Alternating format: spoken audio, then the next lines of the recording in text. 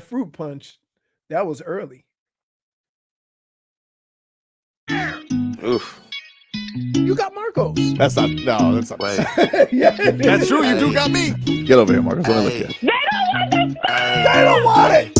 Tobin and Leroy, ready to deploy. Had to hit her with a little journalism, but that was a decoy. Better have about me, boy. Okay. Leroy and Tobin, hold to the show, man. Still on the stars with the show, and till then his half moon open. Sometimes go taste like a snowman. No proof, I'm a lie about a motive. No proof. Like I always wanted him, I never hated him, I never traded him, and if I did, I never ever traded him. You know what is a star? Like another city, the driver's side fly. Gucci got large, so many more. 10 in the more, never a bar. 8, 10 in the more, 2 to the P. Nothing to you, but it's something to me. Handsome as ever, and cute as can be. You can watch us on YouTube, but view it for free. Ay. This one time for the Twitch. This one time for the text. This one time for the phone line. Whole time, wonder what they gonna do next. You know, I just wish you guys would stop the quibbling. Welcome on in, everybody. It is Tobin and Leroy. Happy Friday out there, everybody. Hello, Leroy. What's up? How are you, buddy? I'm a little disappointed. Why? I watched that barn burner last night, only to get miserable with 18 seconds left. It was a street fight. Tough one. 2 goalies going at it. Yep. I can't believe that the Panthers got 40 shots off without scoring a goal. That I can promise you that hasn't happened all year. No, that's a brutal one to have the streak end on. But alas, the Cats lose last night 1-0. Exciting, not scoring, because every time, I mean, they spent like it's almost like here you go, 2 minutes in the other zone. Yep. Then ultimately your turn, and the goalies were phenomenal. The action in front of the goals, like it sucked to lose, but it was as exciting of a 1-0 game you will ever see. Very much on edge for sure. Let's get to the rest of your headlines, brought to you by the new Palmetto Ford Truck Super Center. Why buy a truck at a car store? Palmetto Ford. We know trucks. The Miami Heat are back in action tonight. 8 o'clock is your tip-off from, is it still Smoothie King Center? Yes. Smoothie King Center in New Orleans. Not to be confused with the Tropical Smoothie Frisco Bowl. Is Smoothie King, is that based in New Orleans? I don't know. Hold on. First of all, I'm going to go out on a limb and say hell no, because ain't nothing that healthy come out of New Orleans. Correct. Right? Like, when every food starts with a sizzle, some type of lard, grease, butter being fried, I'm having a hard time believing Smoothie King would set up shop in New Orleans. I'm seeing some part of Texas is its headquarters. There you go. You ain't even had to tell me. I was just curious. I know it's like Target owns everything in Minnesota, so I was yeah. Oh my goodness, dude! It's either here's the places that are in. People don't realize. Here's what's based in Minnesota. You got Target, Best Buy. Their headquarters look like a hospital. Like it's massive. 3M. There's a lot of like technology companies there. I was gonna say technological, but it didn't. You're scared. Yeah, I was scared. Hey, the message came down and said, whoa, too early. The referee said, "Yeah, you get back. You're offsides. You're offsides. Right. You're offsides." He said, "Back up, Horde. Nope, don't cross that line." Says that it's a Smoothie King Franchises is a privately held New Orleans area-based franchise company. Is it? Yeah, the headquarters are in Texas, but it started in New Orleans. Wikipedia even has, I don't know if you can trust that. By 2012, Smoothie King was headquartered in Covington, Louisiana. What the hell is that? Still not New Orleans. Well, if you kind of think about it, it is like a daiquiri almost. My dad lives in Covington, which is weird because it's not very populated, right? Like you ain't thinking. So it would be like saying, Miami, right? Miami, and then kind of going out somewhere in the outstretch and say, okay, Weston. Maybe like maybe somebody like back in the Cajun region needed to like get stronger wrestling alligators, so they started mixing some protein into their daiquiris. I don't know, dude. That is the greatest and biggest upset of my life right there. Whew. A Smoothie King being started in Louisiana. How about that? Well, Right. anyway, First of all, there's no healthy people in New Orleans. you can get some unhealthy stuff at Smoothie King. And the smallest person is Dan Day, and that's an accident because he eats like a horse. The game tonight, 8 o'clock, 6:45 preheat. Jimmy Butler, he will return tonight. That's a very exciting news. Tyler Hero, questionable with a foot injury. Yep. No Terry Rozier. No Terry Rozier, no Josh Richardson, although it is possible Terry Rozier makes a return on this road trip, which will be 4 games basically till the end of next week. Pelicans handled the Rockets last night, 127-105. Zion had 27 points, 9 assists, 2 steals, 1 block. No Brandon Ingram last night. He missed the game with an illness, so he may be back tonight. We're not sure yet. Yeah. And Zion hit Dylan Brooks with the "It's too small." Well, he could do that to everybody in the league. So wait, what if somebody dunk on him and somebody cross him over and go, No, you can't do that, dude. wait, hey, he started it. Well, speaking of round, your boy, Hey, Kyle Lowry. Hey, we on our way, baby. We on our way. We on our way. How many we get? 11. He got 11 last night in his Sixers debut. The Knicks beat the Sixers. They won 196, but Leroy don't care. He's just worried about the score total. What old Peach Bottom did? Peach Bottom last night in 25 minutes. He was 5 of 7, which I don't remember the last time he was that with the Heat. Here's the other Lowry with 11 points. Here's the other thing. Hmm? He was one of 2 people that were either plus or even. He was +4. Right. He was +4 Everybody last else was night. minus. It was mostly the Knicks running away with it. I mean, as far as new guys, Bogdanovich on the Knicks last night, 6 of 6 from downtown. Man, why can't we get one of those? They've been killing the Heat for years. We can't get one on our team. You just want a Bogdanovich? One of them itches. They always come on, dude. Come on, Vucevic, Bogdanovich. Every time they play against the Heat, that's what we get. So you want a Serbian or Slovenian, but multiple, like a long name, like not Jovic isn't long enough. You need a evidently he's not Jovanovic. Yeah. Yeah. Hey, am I wrong? Every time we play one, they kill us. It was a great trade for the Knicks. I thought that was a really great move for them. They made some good moves in the last year. Yep. Where as far as trades and whatever, to the point where now all of the Knicks fans aren't yelling at Julius Randle. Nope. Well, he's hurt still. He is still hurt. It don't matter. They still yelling. They've been yelling at him for 2 years. So Knicks win yesterday. Low dog well on his way. So Leroy, what do you need? You need 39 points. 39 more points from Kyle Lowry.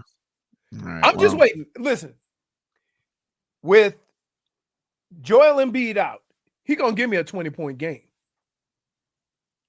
I don't know, dude. Dude, he's gonna play 30 minutes, and he's gonna make about 4 or 5 threes. He's gonna have one of those games. The old don't like back-to-backs. They're back at it tonight against Cleveland. We'll see. He is coming off the bench, by the way. Yeah, that's okay. So he's coming off the bench. He got his own crew. Nice of him to have his, he got his own any role he needs. Any role you need, Nick. Lowry. It was they brought in 4 subs to play with Maxey, and Kyle Lowry was one of those guys.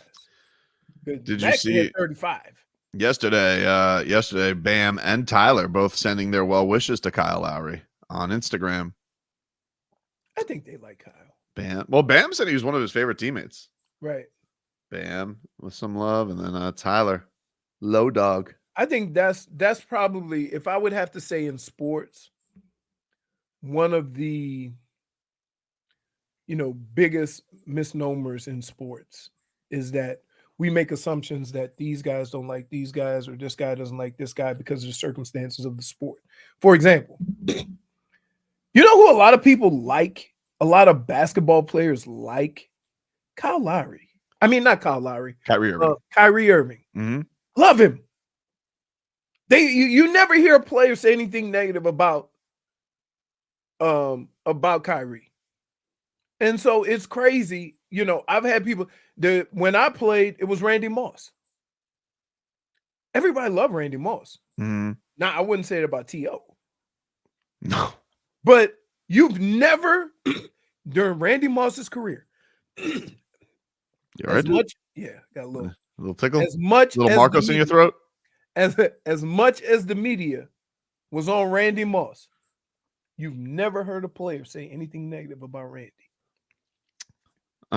Meanwhile, you got the Major League Baseball Players Association. They're really upset. This is maybe the hottest story in spring training right now, Leroy. It better not be about something stupid. Oh, well, I mean, it's up to you. It's up to you. I don't know how you want to determine that. Go ahead. Well, Major League Baseball right now has a problem with their uniforms. And it's basically that they have see-through white pants. What? What? The uniforms have been the word is they're very cheap. Wow. They're made by Fanatics now. These also are training spring training uniforms. No, these are the uniforms. These are like they're taking like media day photos from the uniforms they are going to supposedly use. If somebody sweats, it's just going to be a wet t-shirt contest. It's going to be terrible. Imagine a rain game. Yeah, it's going to be like a wet t-shirt contest. And well, let's just say some players already have their full count showing. Wow. Yep. It's bad. It's bad. And even like Tony Clark, the head of the Players Association, has come out and says we have to do something about this. For example, this is on Cleveland. You can see his jersey tucked in. That's a tucked in shirt. Right. And you can see that he got it pulled down so you don't see exactly. God. Wow. So you don't see Little Guardian. Right. There are photos. There are NSFW photos I cannot even put up on our stream, but you guys can go look them up. There was a dude on the Padres last night. I mean, his Louisville Slugger was showing because he bent over. Oh my goodness! It's bad, and I don't know what they're gonna do. No, they're gonna change the uniform. I don't know. I mean, if the uniforms are already there, they have last year's pants. You know what's gonna happen? Let me tell you what's gonna happen. They're gonna send everybody in the league some dark tights to wear underneath. What? But wouldn't you just see the dark tights? Yeah, but you ain't gonna see the dark junk. That's all they look. If that's what you have to understand how people in money work, right? So Fanatics, instead of redoing all those uniforms, will send out dark tights to wear underneath. Watch. But what if somebody's a commando player? It don't like I didn't wear tights. I just wore a jock. Did you guys always have like orange pants though? No, we never wore orange pants. We wore white. Always? Always white. White with brown, white with white. That's it. We ain't have all these orange and fancy. Minnesota, we wore white with purple, white with white. We didn't have dark pants. But like, what if we're in a situation like we have like I'm gonna say like Jake Berger looks like a sweater. All right. Oh no, I was a sweater. It just looked like you could just see cheeks and two straps. I understand, but you're already starting. You had quality pants. They don't make them like they used to. I told you, watch what's gonna happen because it'll cost so much money for Fanatics to do all those jerseys, all those uniforms again. Yep. They're gonna send them dark tights. Jeez, how does this happen? Because nobody checked. How is this not an oversight? I would like nobody tested this out. You know how when they have new uniforms and they do the pictures with the new uniforms, right? Now, to be fair, and I can already tell, put that picture back up. He has dark tights on. Look at his right leg. He has what? He has dark tights under the pants. Yeah, I know. I don't want to see him. And you can see his white jersey. Right. I can see the Nike check on the tights. Yeah. That's what they're gonna do. It's too see-through though. Yeah, but do we want to see everybody's dark undies? Shouldn't they be? I wore a jock strap. Well, we actually may be onto something with this now that I think about it. This could be like a new uniform kind of vibe. You wear like, funky, cool boxers underneath, and then people can see it. Wow, adding style to the game. This is brilliant. First of all, Frog Boy. Yeah. Clearly, you've never played a sport. Nobody wears boxers under their uniform. Okay. Fair. You're going for support. That's fair. That's fair. So, But so the fact that you all of a sudden think somebody gonna be wearing Mickey Mouse drawers underneath their uniform, you have been. What if you have a situation like the Bull Durham? Remember the Bull Durham? Susan Sarandon? She gives the lingerie. Oh. Always under the tights. And but I don't want to, dude.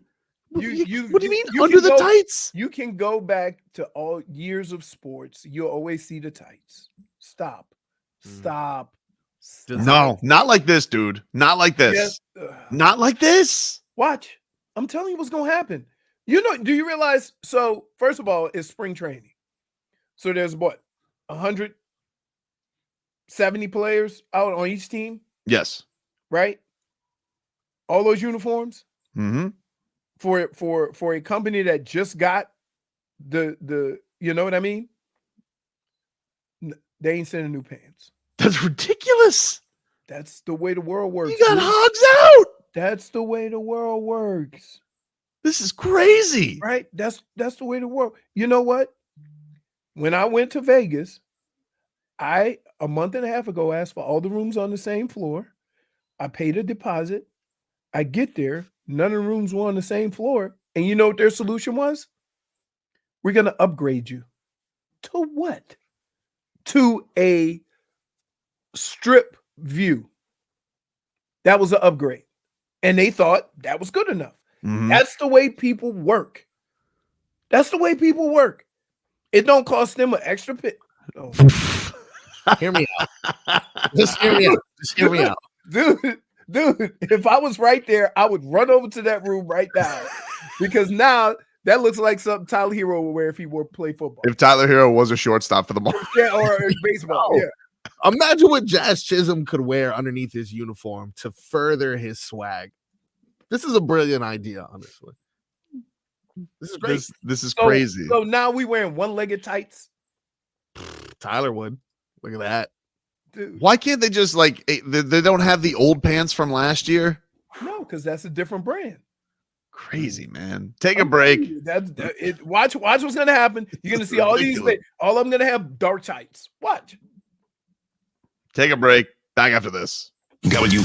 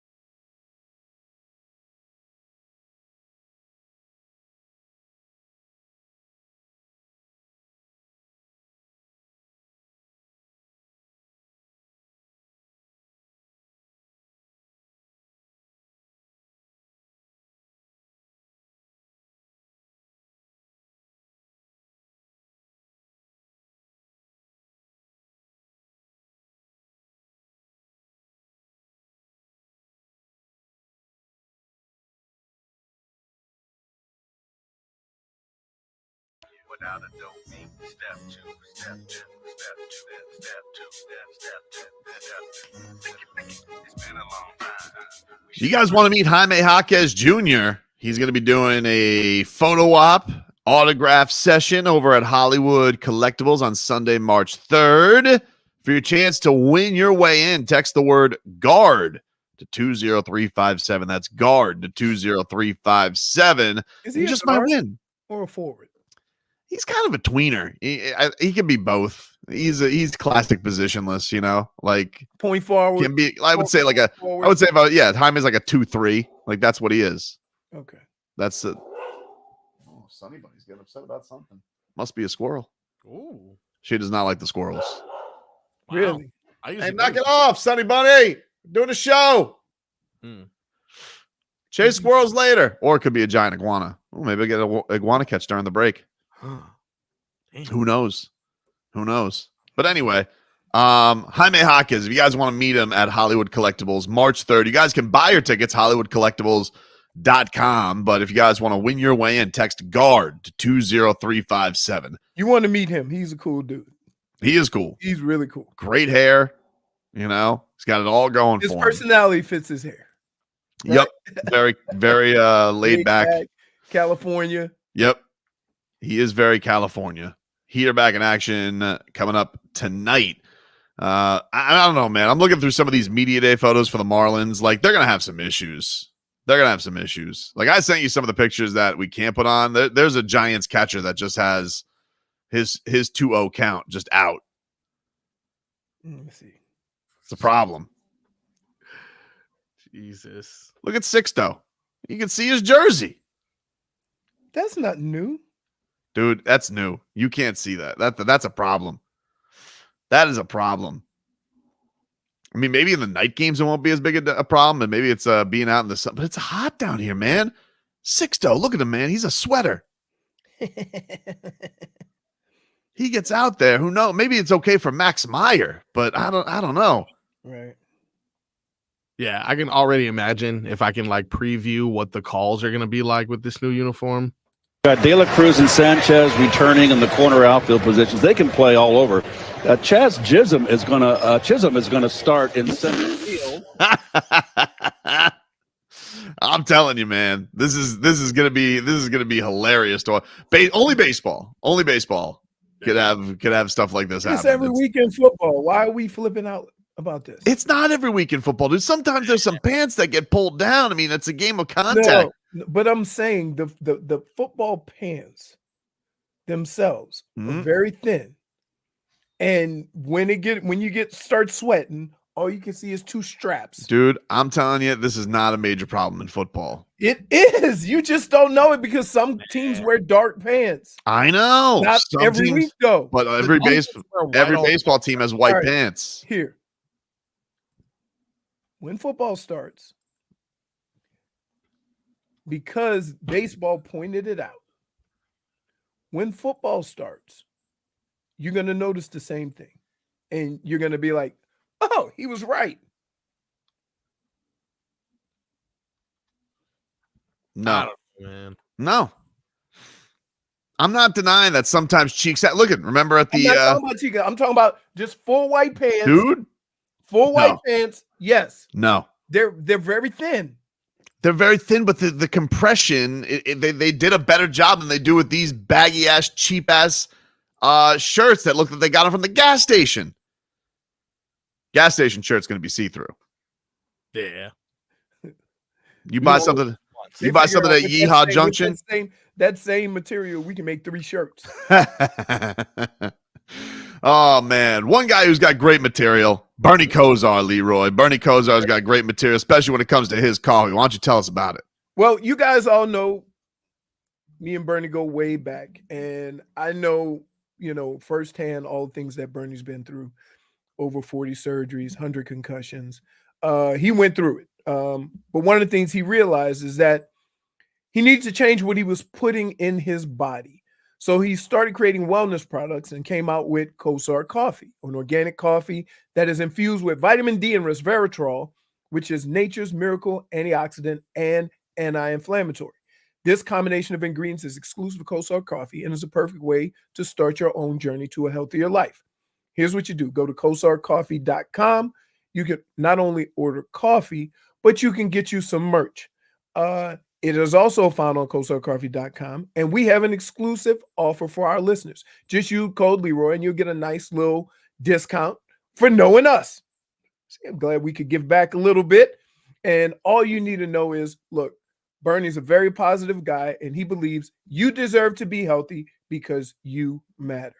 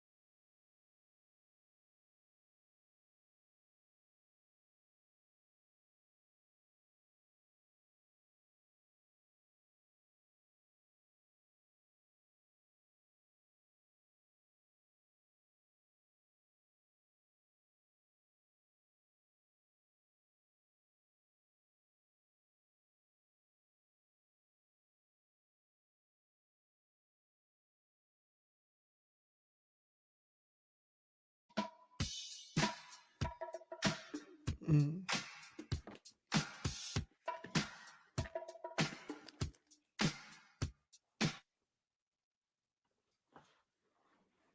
Welcome back, everybody. Tobin and Leroy here with you. 560 WQAM. Take you up until 2 here on the program. You don't know nothing about that music right there. That's the Gap Band, baby. Mm. Outstanding. Yeah. That's see, when you had a non-intangibles picnic and that come on, all the people at the picnic go, "Oh, that's my jam!" Marcos know what I'm talking about. Yeah, either that or the Frankie Beverly. Oh yeah, Frankie Beverly. Right, the keys.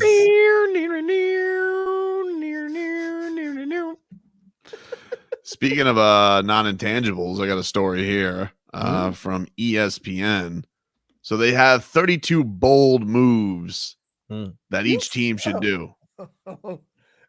So this is besides the ridiculous Waddle thing. This is besides that. Yes, we've Okay, moved so on. There's more. These are bold moves. I think it might make Marcos happy. Oh, And by non-intangibles, I mean the most intangibles. Is it? Their bold move for the Dolphins. Get rid of Tua and bring in Justin Fields. No. No.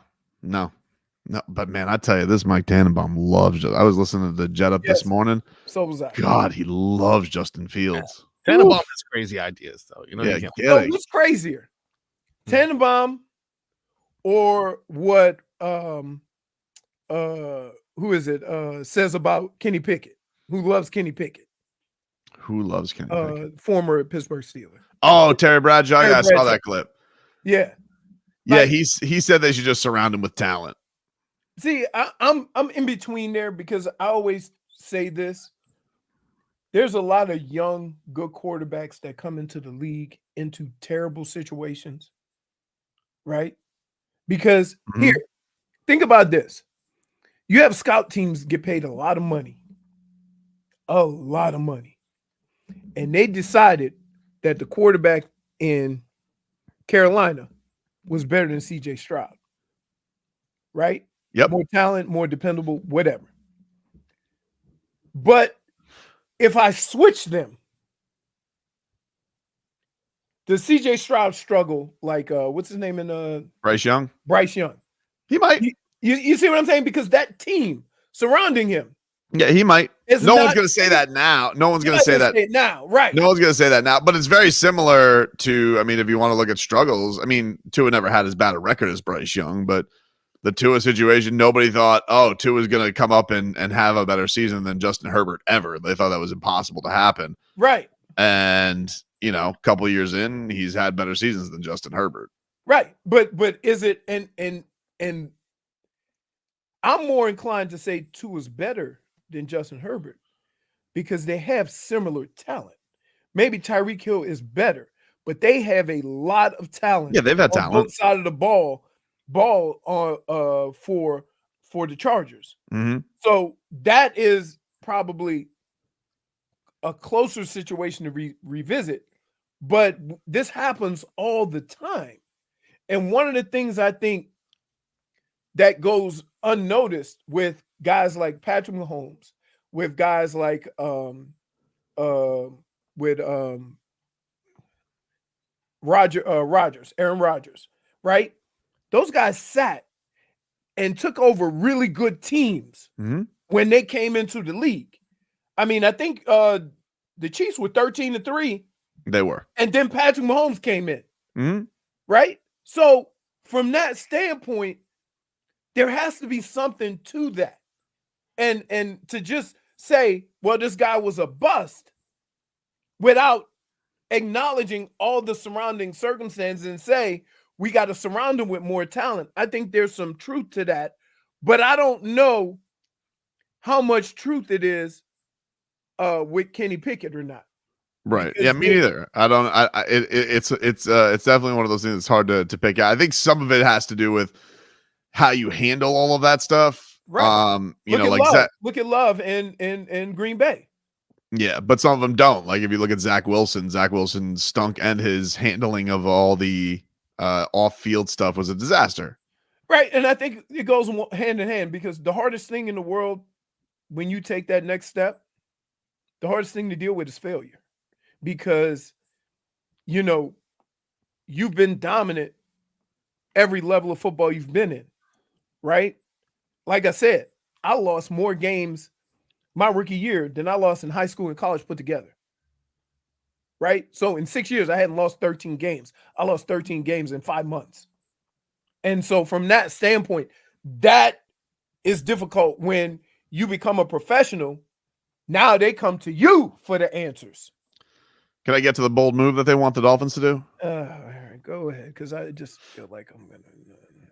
Cut Jason Sanders. Whoa! I like this. Okay. They write a kicker as a bold move. And I like this. He writes, "Hear me out."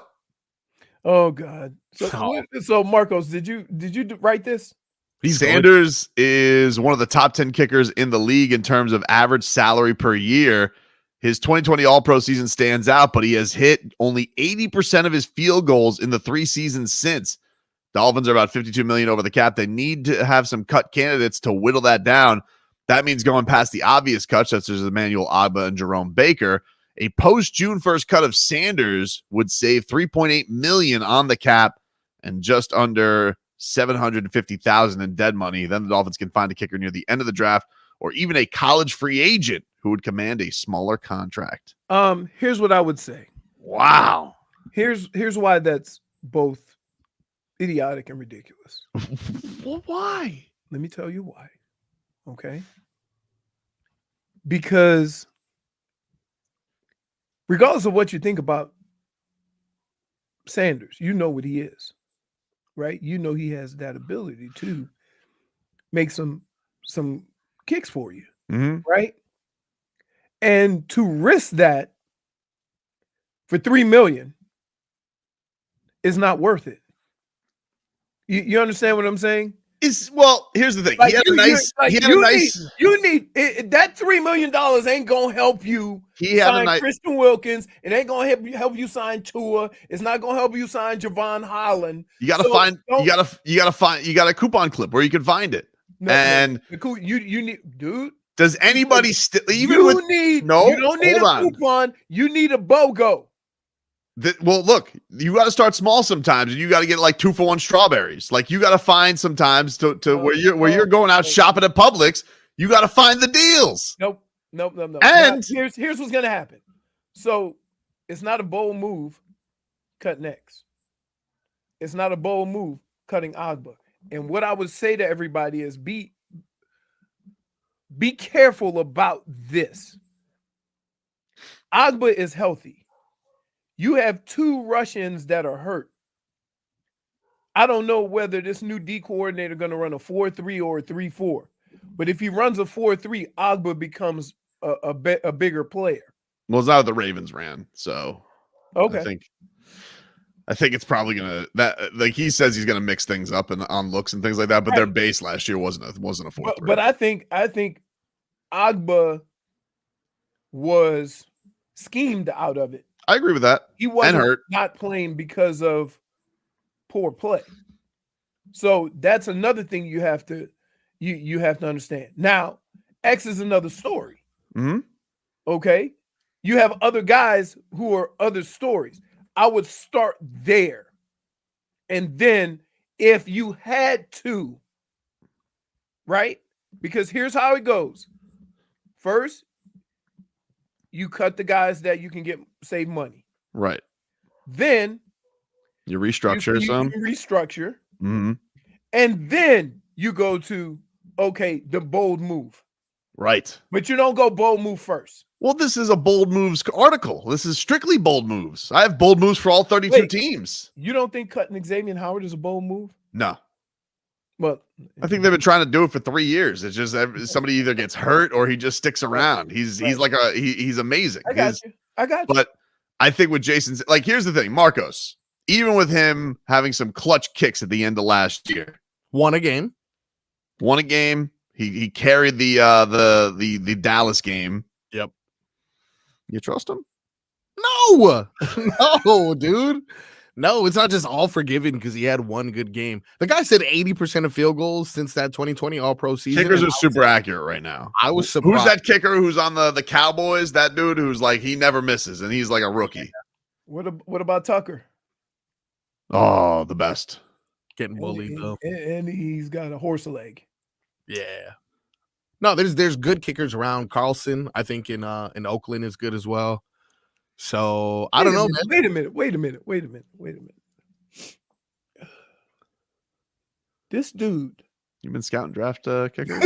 Oh This yeah. dude knows another kicker's name for another team. Daniel he hates Carlson? Jason Sanders. Wait, Oh, I promise you now, if you told all Miami Dolphins, they would not know who the hell you just mentioned.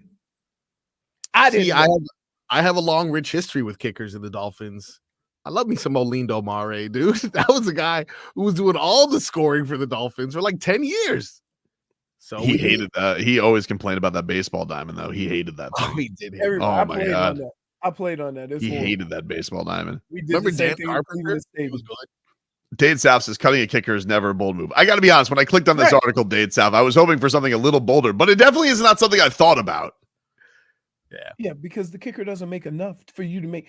Like, okay, you're makes a talking about save. You're talking about It's saving. not nothing. It's not nothing. Wait, you're talking about saving $3 million, $4 million for a kicker? and you about to write checks for about that's going to average about 75, 80 million. We just got to find some Australian Wait, who's got a you boot on trying him. to save $3 million, and you about to sign guys that's going to cost you about 75, 80 million. Every little bit helps. Every little bit helps. Okay. Got to come from somewhere. You know, that's basically the minimum. $3 million? Mhm. Not for a kicker. Oh, okay. All right. That just is stupid. Just I find a wouldn't kicker mess on the with it. cheap Not skis. for $3 million. Not Little for $3 rookie million. kicker. Let me tell you two knuckleheads, right? You're going to be the first one complaining about a kicker. No. Okay. How can I complain when I already complain? I don't trust him. Okay. You don't think kicking can get worse? I saw it firsthand. Could it get worse? Our kicker got hurt in the preseason. So we basically had tryouts. And the guy that won it was Canadian, right? And once a week in practice, he would kick a ball that hit the center in the ass. That's what we worked with the whole year. Then we got matched over All good, baby. on a trade Mm. from the Giants. Just saying. Just think No. about it. No, We should I get thought- that hey, YouTube. wait. Let me say, I thought about it. Hell no. Next. All right, he's gonna have to restructure then. Oh, That's a different story. He's gonna have to restructure But, then, dude. but him restructuring is still not going to change the issues you have at hand. You're right. And my issues are I don't There you trust go. him. Silly sauce. I do not. Now I got people using that. Now I got people using that. Yeah, silly sauce. Closer than you think. Dude, I'm telling you what. I'm going to get thrown in jail if somebody in them streets use that phrase on me. Schmieden says, "Isn't there a Borgalis out there somewhere?" It has to be. There has to be a Borgalis brother somewhere. Somewhere, man. Somewhere. I mean, as much as we're playing, Where's the one that left Miami? Where is he? I don't know. We got both Borgalis brothers at one point. Mhm. We had the whole Borgalis family tree. One The came from FIU, right? It's got to be a Grammatica somewhere. No, they both got torn knees. Yeah, but one of there has to be the next generation of Grammatica kids. They got to be somewhere. Borgalis in Tampa. Yeah, okay. This is what I'm thinking, though. As much as we pay this guy, I don't. You lost your opportunity to think. this is a good idea. When you mentioned the Raiders kicker, yeah, you can He's a no good longer kicker. participate in this conversation. He's a good kicker. No. All right, just let's hear him out. Let's hear him out. Look, as much as we pay this guy, he wants to play once a week and rest and live this luxurious life. Listen to me, Lionel Messi. The least you can do for this city after all that we've done is line up for a kick every now and then and just kick the ball. Wow. How You easy? think it's that easy? Messi to the Fins? I don't think it's that easy. I think Messi is that good. How much do you, if we train Messi all off season to be the Dolphins kicker? I mean, you've seen what he does with the soccer ball. amazing. Yeah, but that what his longest field goal, his longest kick was from 35 out. You got to think that this guy, if you give him the right training, you know, a ball that goes farther. And guess what you can't do with a football? Bend it like Beckham. Maybe. Okay, that's what's getting so many kickers fired now. Don't want to bend it. Right, exactly. Yeah. He can keep it straight. He just bends it for You make a lot of assumptions. I'm sure Messi can do whatever he needs. Do it, dude. Okay. Keep in mind the farthest he's made a goal is what, 35 yards? What about Busquets? That's from the 25-yard line. Busquets on the cheap skis. On the cheap skis, dude. Busquets doesn't have that Messi money. We bring him in here and we'll just say, hey, a little side job on Sundays. Just 1 day a week. Side job. Little side job, dude. So great. He doesn't even have to wear. Can I just say this? Can I just say this? It would be pretty amazing because this is what ESPN would lead with. First, there was Bo Jackson. Then there was Deion Sanders. Now, Busquets. Like, come on. Come on. And you know what? I'm going to give you the stink eye for a whole season. If, like, no. Great point by Dade South. Most of those guys that came from other countries, like, but I played one of they started off in soccer. Great point by Dade South. Mbappe's a free agent. NFL's got the money for him. Oh, do they? Oh, baby. Absolutely. We slice him in. We cut him in. Little ad revenue. See. Who was it? Dean yesterday? What? Yes. Yesterday. Who were interviewed? Dean. Yeah, Dean. Dean. Can't say it's not possible. Oh, exactly. I'm like, what? I'm like, I appreciate you coming on there. You a guest, but I'm like, what are we doing? I'm telling you. All right, so here's where we are in sports right now. The two jackasses I do a show with now say Mbappe is going to kick on Sunday for the Dolphins. I'm just saying, you gotta, like Marcos is putting out there, to save $3 million, you just got to flip over some rocks. You know, you got to search it out. You think Mbappe is going to do it for $3 million? No. But we'll come on. We'll slice him in. You know, he's going to make more money than Tua. Yeah, that's fair. Maybe he's bored by the hustle and bustle of international soccer. You know what he's not bored with? Them checks. Imagine not having to run around. Of football too. Then on Tuesday that check came. I was like, I'm not so tired no more. Yeah, but imagine he doesn't got to run around anymore. All he's got to do is penalty kicks, essentially. Penalty kicks through an upright. Easy. Yeah, but those are and no goalie. Never. How far are penalty kicks away? 10 yards? No goalie. Yeah. 10 yards away, dude. 10 yards. That's even harder. These guys got boots. They come out of the womb kicking field goals. Here, boots. The only player on a soccer pitch, I'll use the terminology, that I've seen kick it far is the goalie.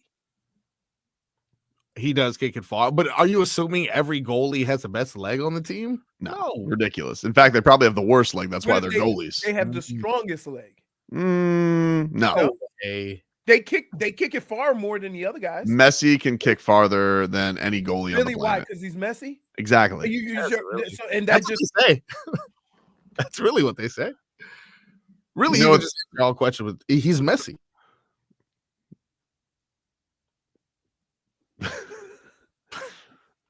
Y'all enjoy this. Y'all enjoy this. What do you mean? Just come on. It's not a bad idea. You got to give it to Frog Boy. My only reprieve is 12 o'clock when J Fig decides to show up. Right? And she'll soften the blow a little bit. But lately, she's been doing the same thing too. You want your field goals to have no stressy? Have them kicked by Messi. Wow. Look at that. Come on. This guy a point. Point for Tobin. Pretty good. I can't wait till the somebody give me some local sports, please. We talk local sports. Hold on. We've touched them all here, baby. We talk Heat. We talk Panthers. We talk Dolphins. We talk Pinks and we talk Marlins this entire hour. Damn. We We're touched good. them all. Can we talk lava? You touched them with ridiculousness. That's what you touched them with. You touched them with silly sauce. Take a break. You're real proud of yourself, what you've done, right? You're proud of yourself for what you've I done. didn't do anything. I just read an ESPN column. You want some more bold ones? No. No, I do not, because I don't want your twist on bold. You want a cold one, not a bold one. Yeah. No kidding. Back after this.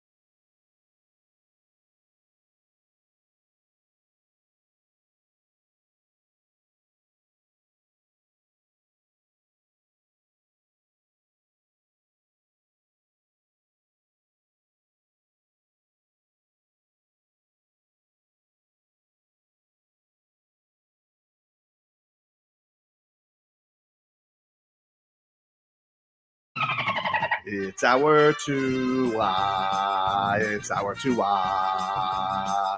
It's our Tua. Tua, Tua, Tua. Tonga Valoa. Not Tua Tagovailoa. A for effort. Dolphins quarterback. Tua. It's our Tua. It's our Tua. Tua. Tua, Tua, Tua. Tua, Tua, Tua. Can go to hell. Tua Tonga Valoa. Dolphins quarterback. Daddy loves you guys. Our Tua with Tobin and Leroy. Check the history of Hour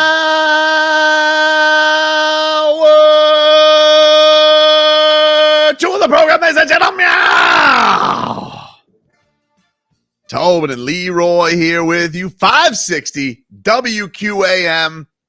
Take your ass up until 2 o'clock here today. And let's get to it, baby. Let's get these headlines brought to you by the new Palmetto Ford Truck Supercenter. Why buy a truck at a car store? Palmetto Ford. We know trucks. Oh, man. The Panthers, their road win streak, their overall win streak snapped yesterday. Yep. Right at the end. 20 seconds left. Carolina Hurricanes get a goal on Bob. But a great showdown by the goalies. Tough pill to swallow last night, Leroy. It was a almost like a playoff game. Very intense the whole way. You know, well, listen, rivalry from last year, good matchup from last year. Back and forth. You're gonna be very hard pressed to see a team that scores as much as the Panthers shoot that many times and not score. You really are. I was just stunned at the amount of opportunities they were getting and couldn't actually score. Especially I want to say there was one near the end of the second half where the puck just deflected and somebody was right there and the goalie got over and blocked it. Or what about the one where Bobrovsky was falling and he just lifted up his leg? I was like, oh my goodness. The thing you got to hope for tomorrow is, or that you can hope that we get good news on, is Mathew Tkachuk, who took a rough hit yesterday and kind of looked like it was in that sternum area that he did get hurt. Right. Obviously affected him last year in the playoffs. So we're hoping Chucky is all right. Coach Paul Maurice yesterday saying that him and Gustav Forsling are going to be evaluated today. They are officially day to day, but you know this hockey, they're secretive with the old injuries, upper body. We know it's upper body. I know with Tkachuk it's upper body. I know that was a very physical game. That was probably one of the more physical games that they've had all year. But at least in any event, they have time to get healthy, right? Mm-hmm. So, I don't think they really need to rush back. Especially with his chest. I would hate to have that linger. Definitely. You know? Hey, listen, this is what happens. You got the thing with having a great season now. They can afford a little bit, to make sure that he's all the way right. And I do think that they can manage a few games without him if he does. Yeah, and they've proven they can win without him scoring because early on in the season, he didn't start scoring until December. Elsewhere, Miami Heat, they are back on the hardwood tonight against the Pels. New Orleans Pelicans, 8 o'clock, your tip-off from Smoothie King Center. Tommy Tig, Alejandro Solana, they have preheat for you. 6:45 is when your coverage gets going. Jason Jackson, of course, and Amy Audibert on the call tonight. 560 WQAM. Isn't that weird that the game starts at 8? So it actually starts at 9 New Orleans time? 7. Sorry. 7 New Orleans time. So that's about right. So it's not weird? No, it's not. The Jimmy Butler's going to return tonight, Leroy, and I'm excited for this, man. Yeah. I'm excited. Jimmy Buckets is back. Back from his leave. He was away for death in the family. 27 games left. We have 2 guys. We have Rozier and we have Jay Rich. Yep. Possibly Tyler out. and Tyler, which sucks because it's all the point guards.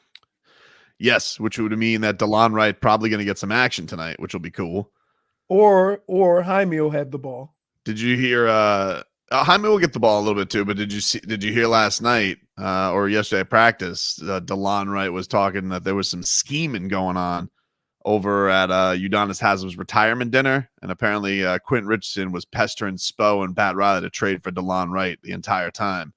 Really? Mm-hmm.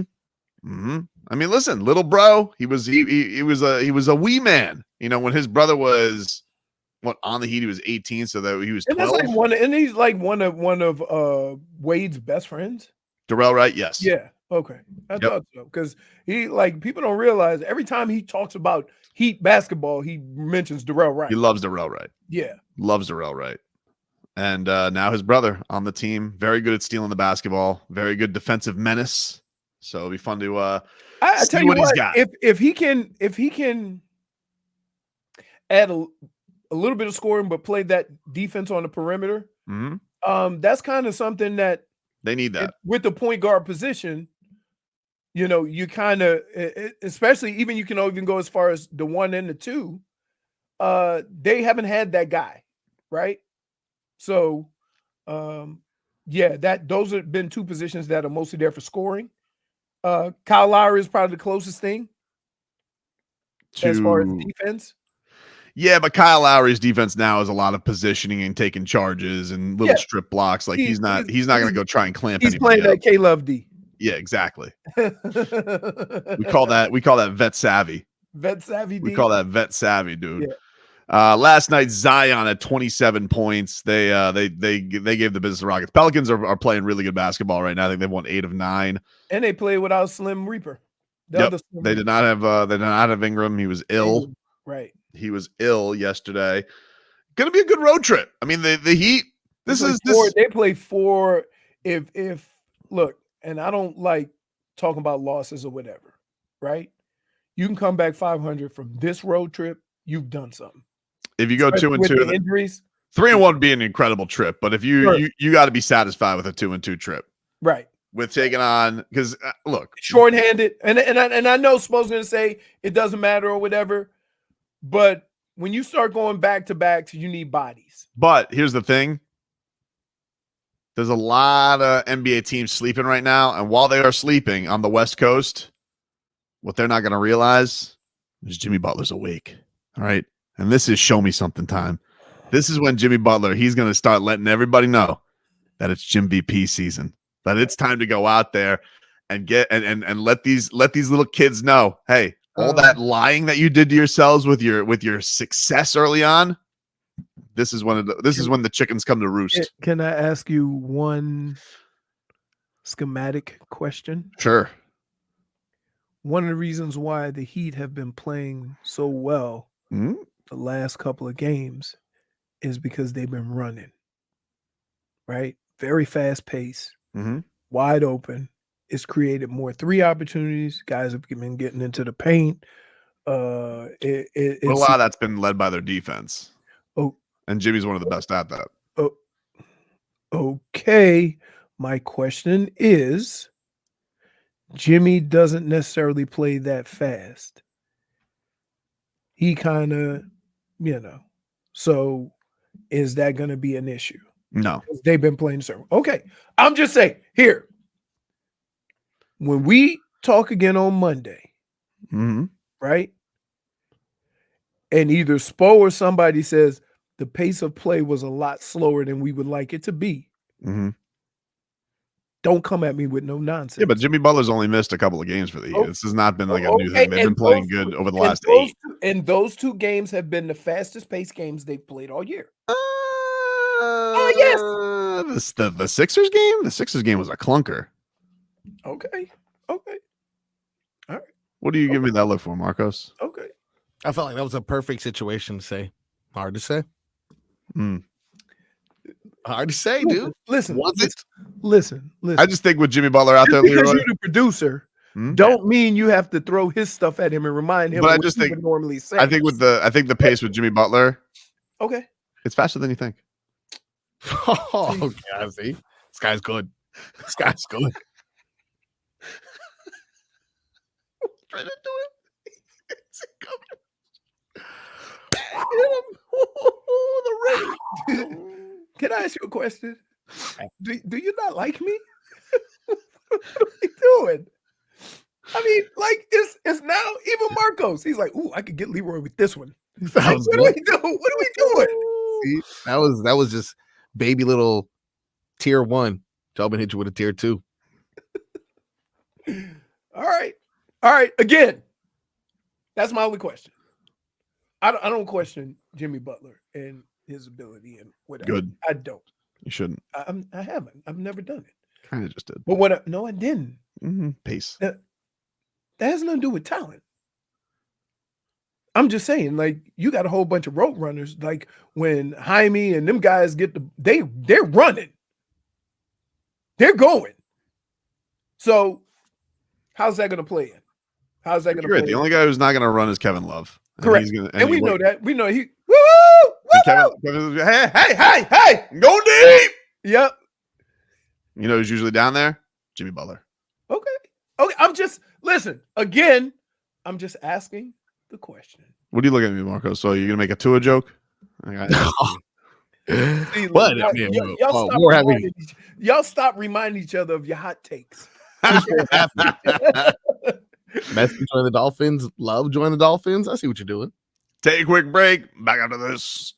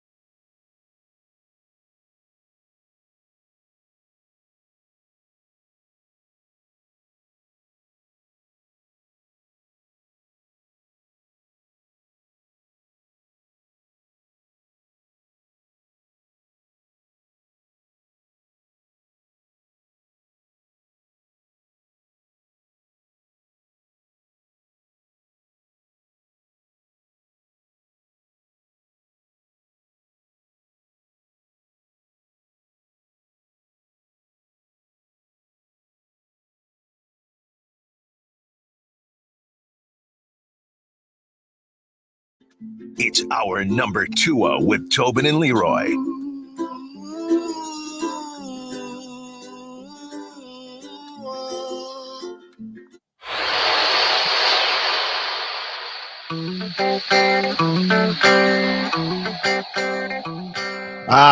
Welcome back, everybody. Tobin and Leroy. Little Steve Miller Band. It's not the Seal remake No, from Space Jam. come on, no, dude, come on. I go with the OGs. Yeah, I see that video circulating of Wemby going Space Jam. No. I'm gonna get that picture because he stretched for like a layup. He stretched over a charge for a layup, and you've seen him in person, but I'm looking at it like this guy is not from Earth. He is massive. That is for sure. He's tall. He's not massive. All right. Put your katanas away, dude. Shaq is massive. Put your katanas away. No, there's a difference. There's a difference.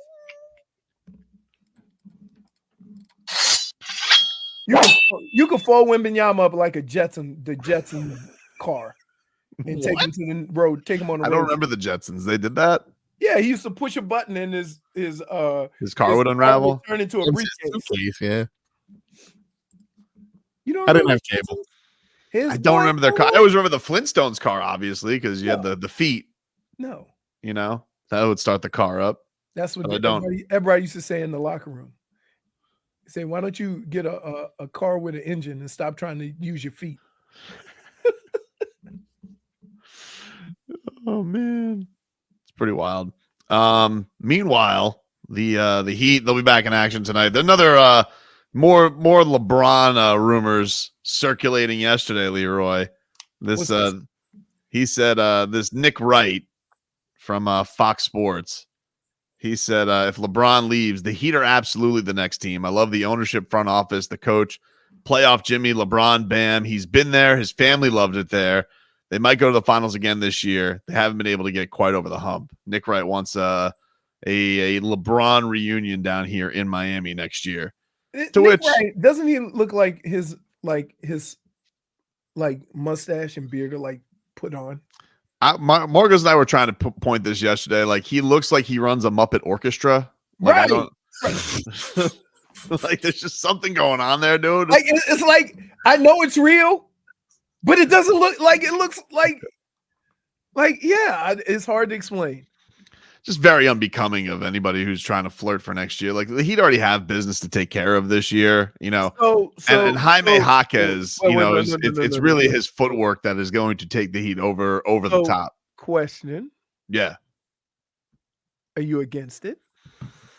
Yeah, I don't like it. Okay. Yeah, I don't like it. He's old. You know, he's at this point. Can I just tell you,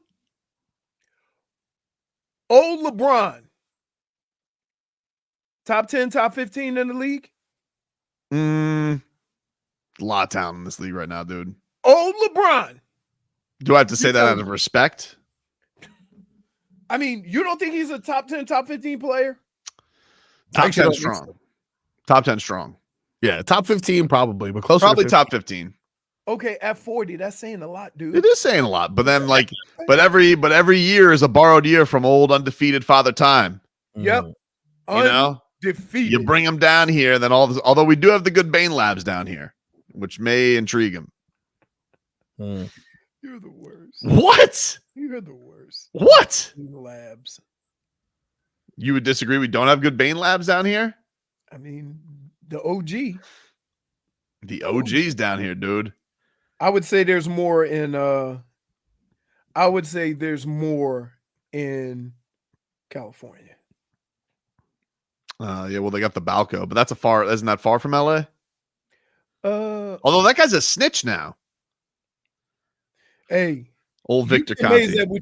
You'd be amazed at what you would become to stay out of jail. He's like Mr. He's like the guy trying to catch everybody, which almost makes me feel like he's got something else working, you know, like it's a cover. If you can. Exactly, dude. You know, that guy is the inventor, the guy from Catch Me If You Can. Mm-hmm. You know what he invented? He's worth a boatload of money. No, what did he invent? The watermark check. Oh, That's smart. Well, he was making them in his bathtub, yeah. No, he was replicating checks. The watermark check makes it more difficult to do that.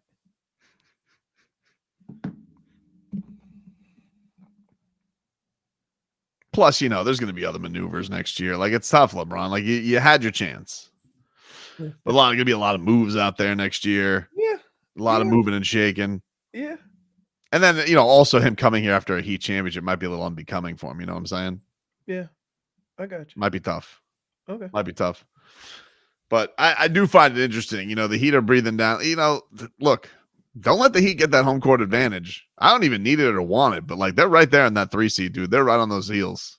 Everybody's sitting here and they're talking about, would you like the Heat if they got to a 5 seed? Go look at the standings, dude. They're not that scary. I'll tell you something. I got news for you. You got old Doc Rivers, Mr. Excuse Machine, against the Timberwolves tonight. Let's see how that goes for him. Bear. I'm not playing your game. Why not? I mean, like we keep pounding Doc. Like, just It's funny. But just get it. I'm trying to leave him alone, but he won't stop saying stuff. They keep asking him stuff. I know. Wait, he can't not talk. Coaches got to speak every day. I think he should pass on a couple interviews. He's gonna get fined. I think he should pass. That's the thing. That's the thing that's amazing about this. They are required to talk every day, and then we hold that against them. I think Spose used a move before where he's walked in on pregame press conference and he goes, "I think we've covered everything, yeah," and get up and leave, and then just leaves. Yeah, it's a great move. He's there. Like, you guys don't really have questions for me. It's the same thing with the NBA fine thing. He's like, NBA, you're not going to fine me. And so what he does to the media is he'll just be down and be like, we kind of covered everything, yeah? Like, he'll do that today because they just had practice yesterday and he spoke. He'd be like, got anything new? Nothing's changed. Right. It's a smart move. So but Doc Rivers can't help himself. You're not going to even think about giving me a fine. Wow. That's telling them, Spo. Certainly. We'll take a quick break. We're going to tickle Leroy's fun. Come on next.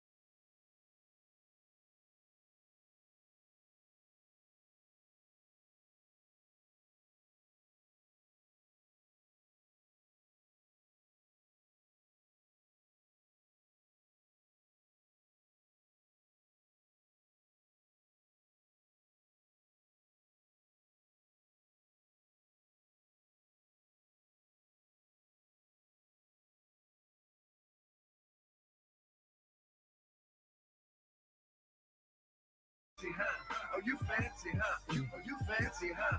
Oh, you fancy, huh? I'm so fancy. You already know I'm in the fast lane. From LA to Tokyo, I'm so fancy. Ah! It is time, ladies and gentlemen, to stop annoying him and tickle Leroy's Hunzy. Tickle My Fancy is brought to you by Farmer's Dog. The Farmer's Dog, fresh human-grade dog food delivered right to your door. There you go. Leroy, Yes, sir. tonight at 8 o'clock, the Miami Heat take on the New Orleans Pelicans. Jimmy Buckets is back. Does this game tickle your fancy? Yes, Heat are back in action after a long My fancy is tickled. after a little break. I'm excited to see if they can continue the hot streak they've been on, playing well, moving the ball, running. I'm gonna definitely be in on this. Also tonight at 7:30, the Cleveland Cavaliers venture to the city of brotherly love to take on Kyle Lowry's Philadelphia 76ers. Tickle your fancy? I see what you're doing. Here's what I'm gonna do. During Heat commercial breaks, I will check in to see what my 50 points is doing. Right? We are ahead of schedule right now. You are ahead of schedule. And if I get a 20-point outburst, which I think is quite possible, being that Joel Embiid is out and he gets to run the second unit, I think he's good for a 20-pointer. All righty. It's tickled. What about this, Leroy? Also tonight at 10 o'clock on Nope. ESPN, Nope. the Milwaukee Bucks Nope. take on the Minnesota Timberwolves. Number one, Leroy. Number one in the West. I don't care. You're not going to make 10 o'clock? No. Well, sleepy people, what if you can't sleep? No. I will be able to sleep because I get up early on the weekends to go golfing. All right. Well, I was hoping I could get him interested in that one, Marcos. You listen, you talking to a guy that probably has $500 worth of fights that I've never seen charged in my account. Because Interesting. you know why? Hmm? Because the main event starts at 12 o'clock. Oh, what a good card it was last week, though, right, Marcos? That UFC 298. What a card. So Upset. 299 is down here when? April? March 9th. Ooh, that's around the guess corner. what? Hmm? I'm out. Are you in Sarasota? Yeah. Leroy. I Damn. didn't. It's okay, buddy. Yeah. That I sucks. guess Now I that have to means. your ticket, dude. I guess that. That sucks, dude. Leroy tomorrow Uh-huh. at 1:05. Mm-hmm. The Miami Marlins start spring training action against the St. Louis Cardinals. Take your fancy? Nope. Cover up your junk. Fancy not tickled. Ooh, I'd look at this headline on Marlins.com. I'm not really here. If I'm there, I'll watch because I want to see certain guys, but I don't really ever look at like training camp, spring ball games. Oh, so nothing from spring training can excite you? No, Because I'm looking right now and I saw the first headline on Marlins.com is Electric Yuri Perez hits 99 miles per hour during live BP. And I'm like, ooh. Ooh. Tickled. Did he put on a couple of pounds? No. Lanky, dude. He's lanky. He is lanky. Lanky. Maybe you could borrow a couple from Sixto. He could, man. We could call that point shaving. We shave points off of one guy, give them to another. Leroy tomorrow night. UFC Fight Night Mexico City. A flyweight main event. 125. Brandon Moreno takes on Brandon Raw Dog Royval. A fight between two Brandons, no matter how you spice it up? No. Yep. Out. Oh, no? Doesn't tickle your fancy? No. I like Moreno, though. But can you be Fight Dog? What you say his name was? Raw Dog. Raw Dog at 125. That's his name. He's Raw Dog, dude. I picture getting a fight with him and throwing him around like Hulk threw around Thor. Leroy tomorrow Mm-hmm. at 6:00. 6 o'clock. Okay, that's in my wheelhouse. The Washington Capitals visit the Florida Panthers. Yep. Took you fancy? Yep. I think the Panthers are very exciting.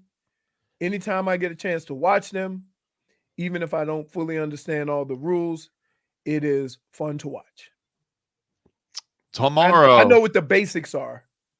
Icing, offsides. Mm-hmm.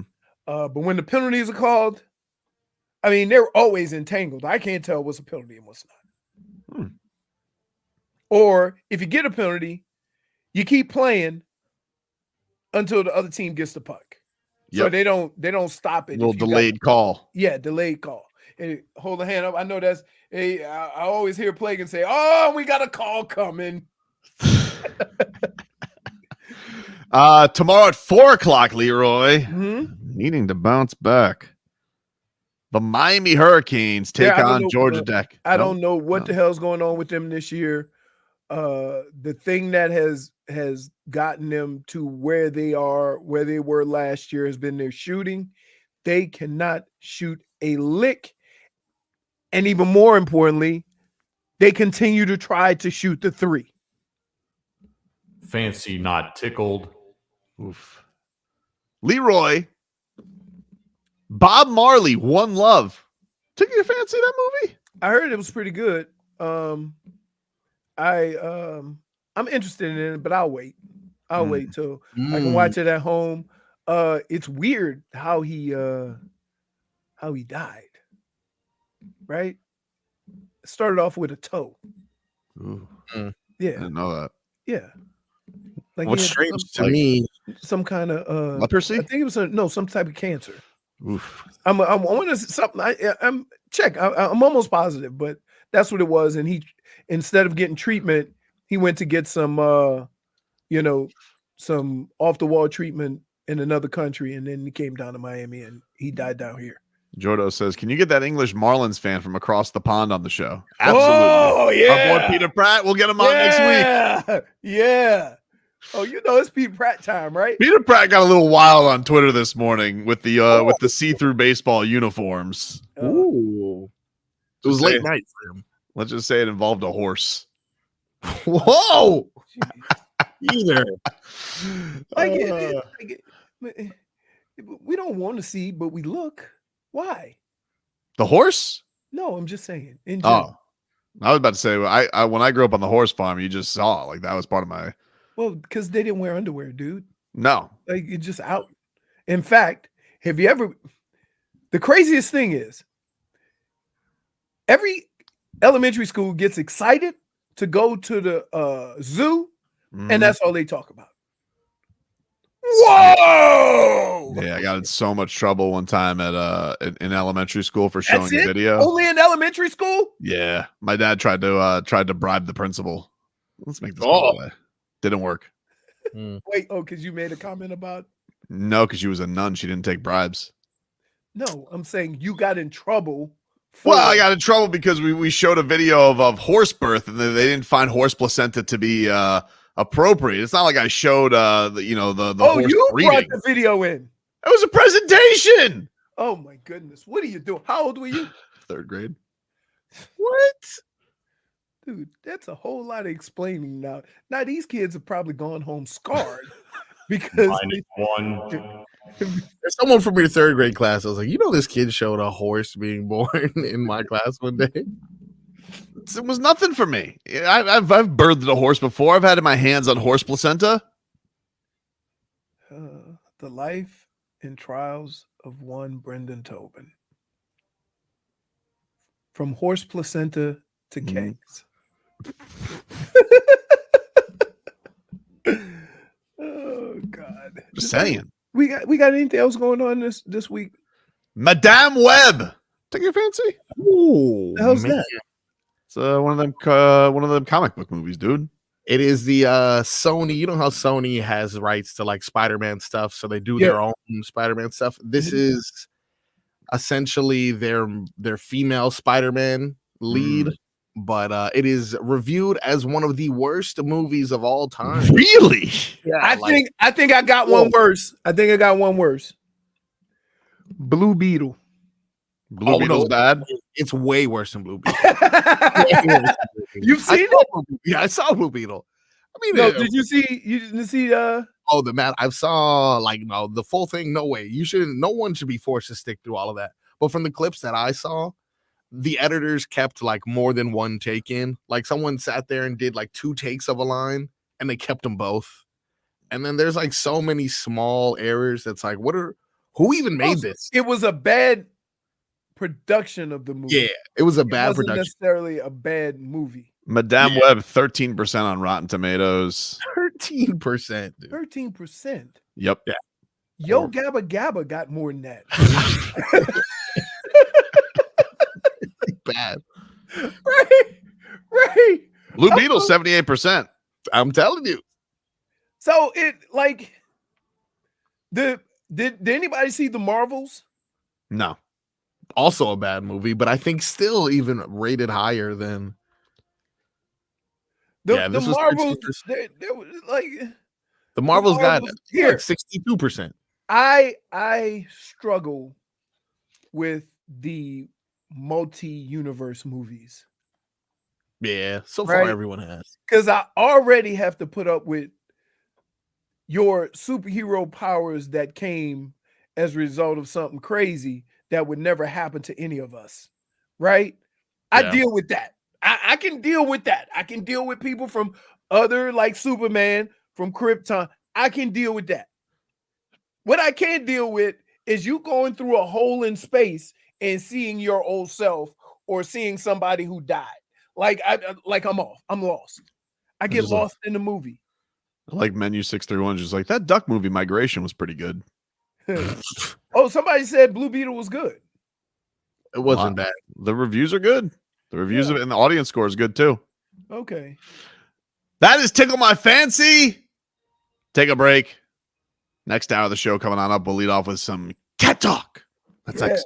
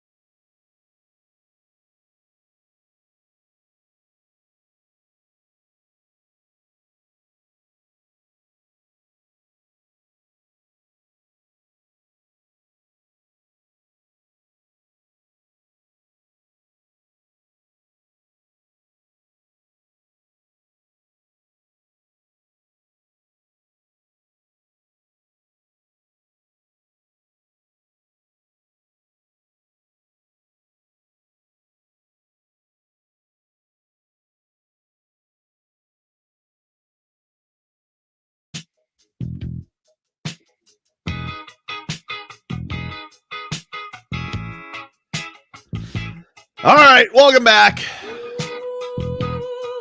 Tobin and Leroy here with you. 560 WQAM.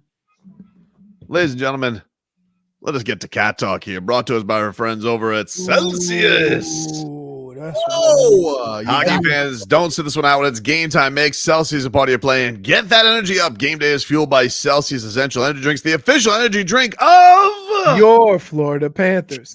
I heard it's quite tasty, Marcos. Ooh. You know, I had an inside guy at Celsius. Back when they were debuting this to the employees, I was telling him about Cosmic Vibes, how amazing that was. And he's like, wait till you get a load of this Galaxy Vibes. Wow. I guess he was right. It's good. It's good. What was not good last night was that what? What flavor was that? I'm sorry.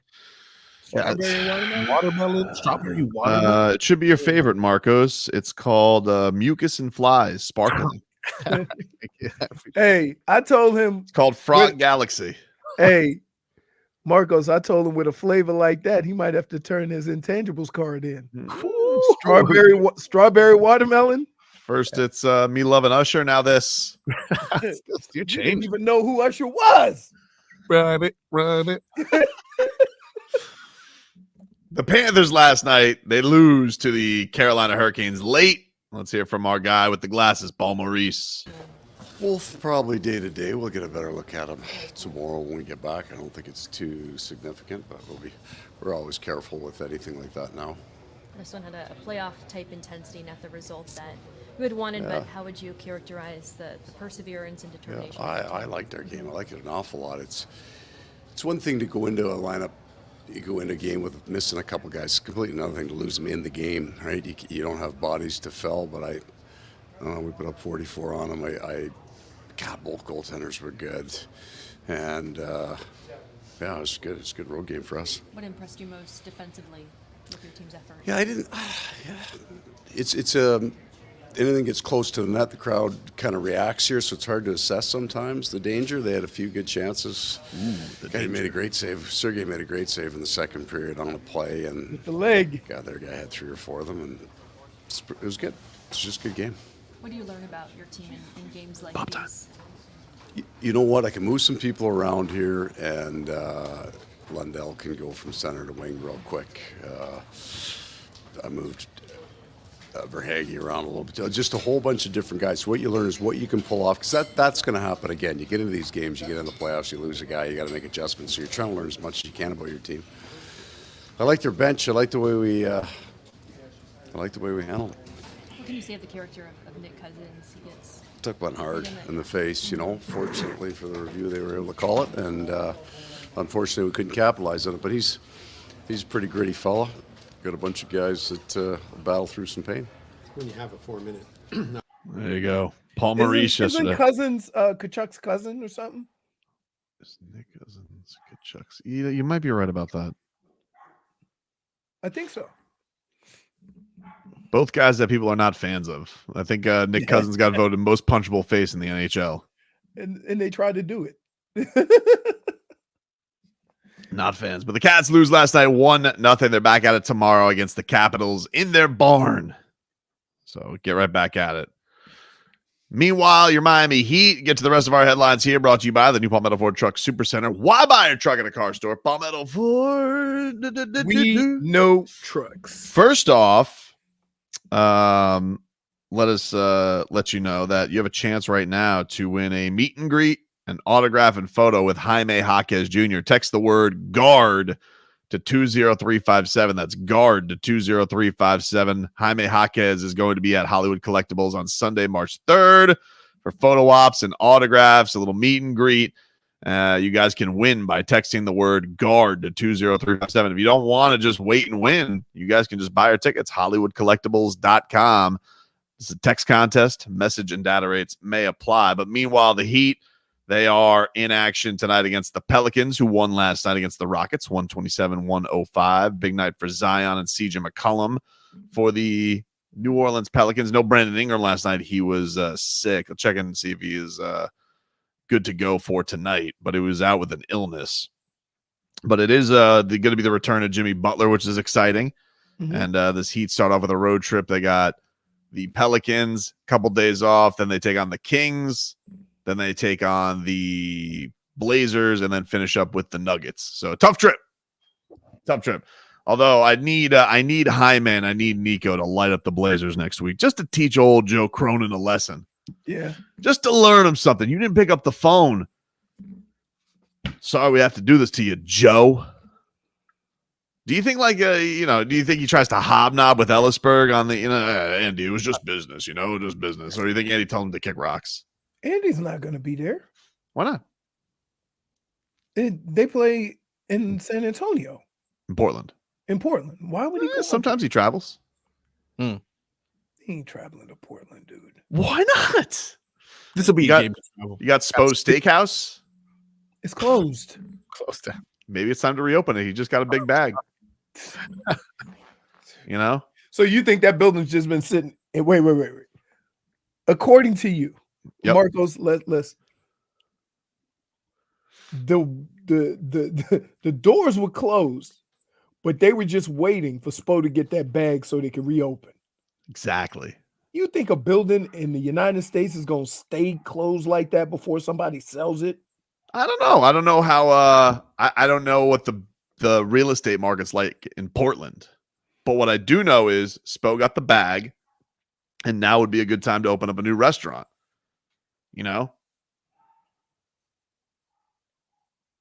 What? You just don't stop. I don't understand what the problem is. Little homecoming. You bring everybody in, little Spo's Steakhouse. Guys, he brings in Jaime. Jaime, it's the first time, congratulations, you're at Spo's. And, he gives everybody Welcome a to filet mignon. Spo's! Welcome to Spo's! It wasn't called Spo's. It's called Spo's now, dude. What was it called? 23 Hoyt. Yeah. Strange. Well, now it's called We Have Enough. And then the portions are massive.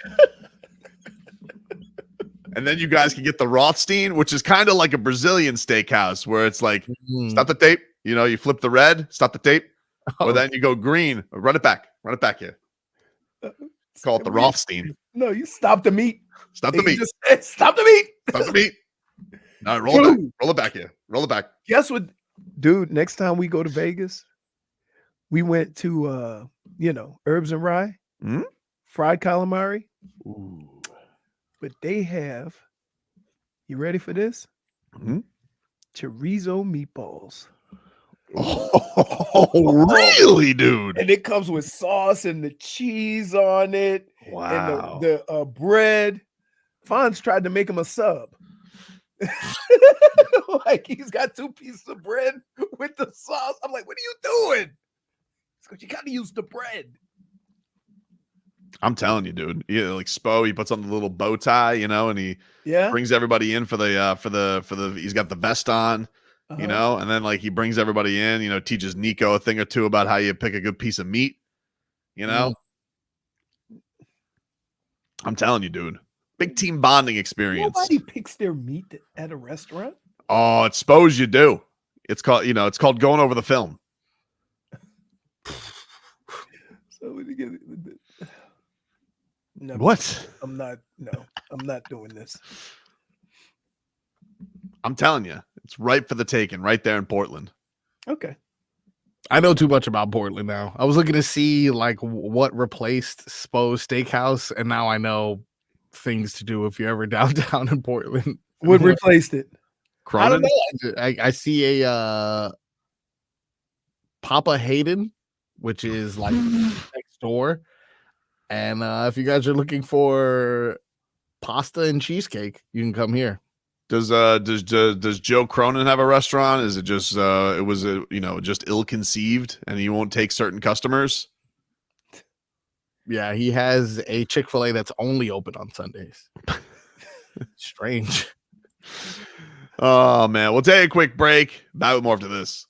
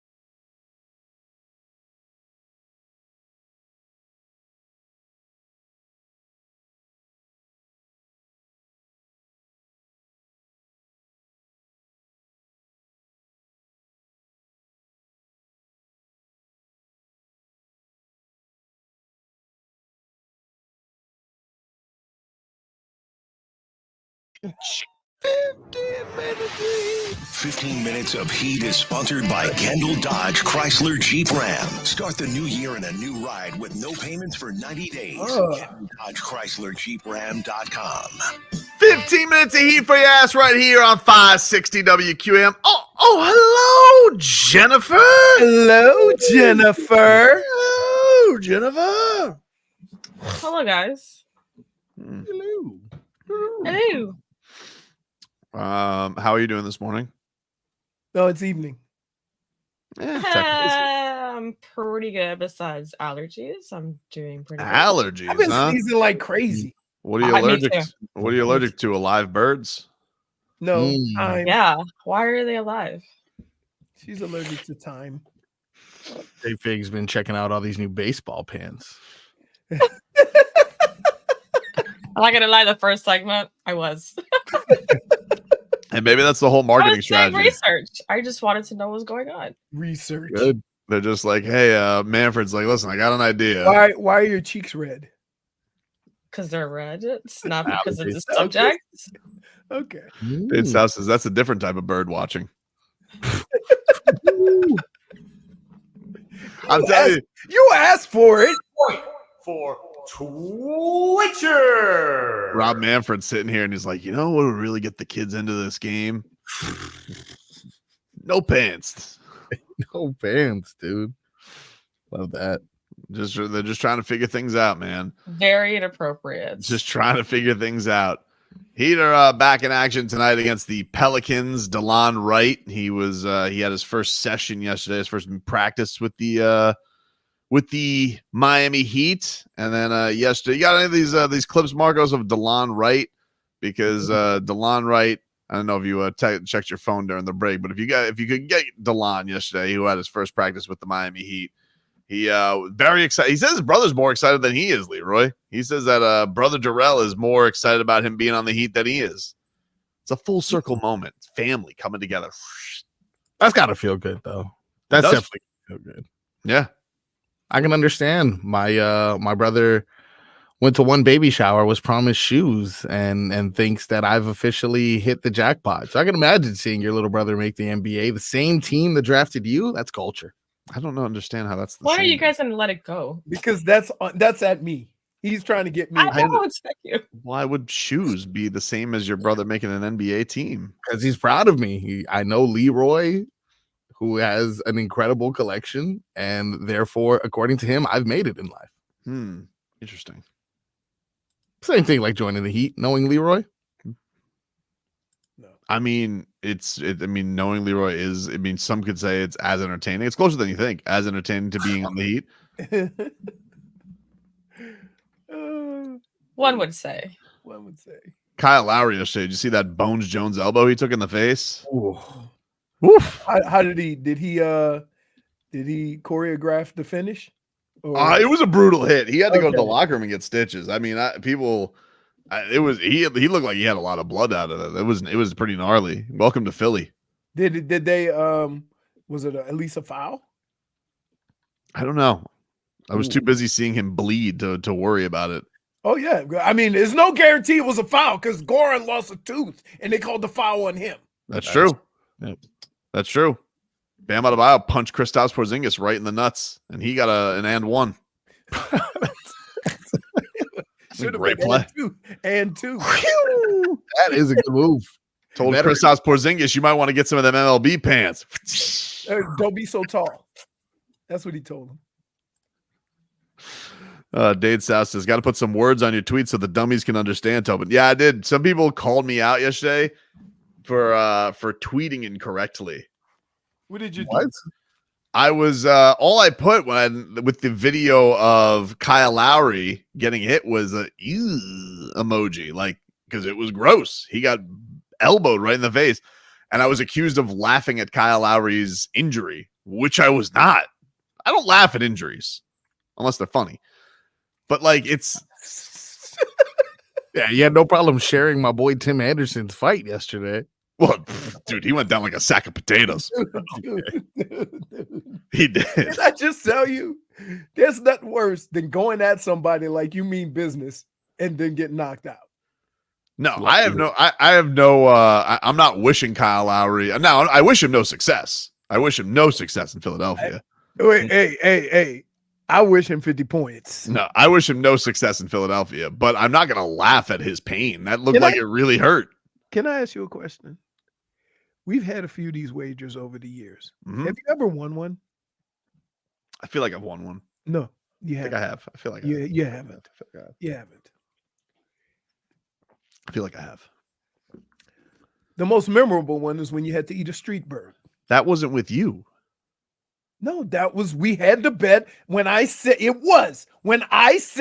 that Christian Yelich would hit 20 home runs. And you No. said he's a baby deer. That's what that was about. And Christian Yelich. How was the bet with you? It was with Yelich. No, we made the bet. The No. same as we making the bet with Kyle That's not how it Lowry. happened. That's not how it happened. how it That's happened. not how it happened. How did it happen? How did it Baby. happen? It didn't happen. I didn't make a bet with you. I said if he does. No, I didn't. Oh my goodness. Can't change history, Tobin. There wasn't. If it would have. Here's the thing. If it would have been a bet, that would have meant if he didn't hit 50 home run or 20 home runs, you would have had to eat crow. That wasn't on the line. It was only you. Correct. Okay, so that's not a bet with you. Okay. It's a bet with Yelich. Still lost. Was Yelich going to eat crow? Had he not? No. Look, Look at that. that's Tobin eating a street bird. Oh, He looks like he's really excited to eat the bird, you know? That's Dude. tough. First of all, he probably couldn't taste it because we were hammered. I was in the bag for that game. I mean, I think you should be if you're eating a bird like that. It was gross. It was My favorite part is the merch.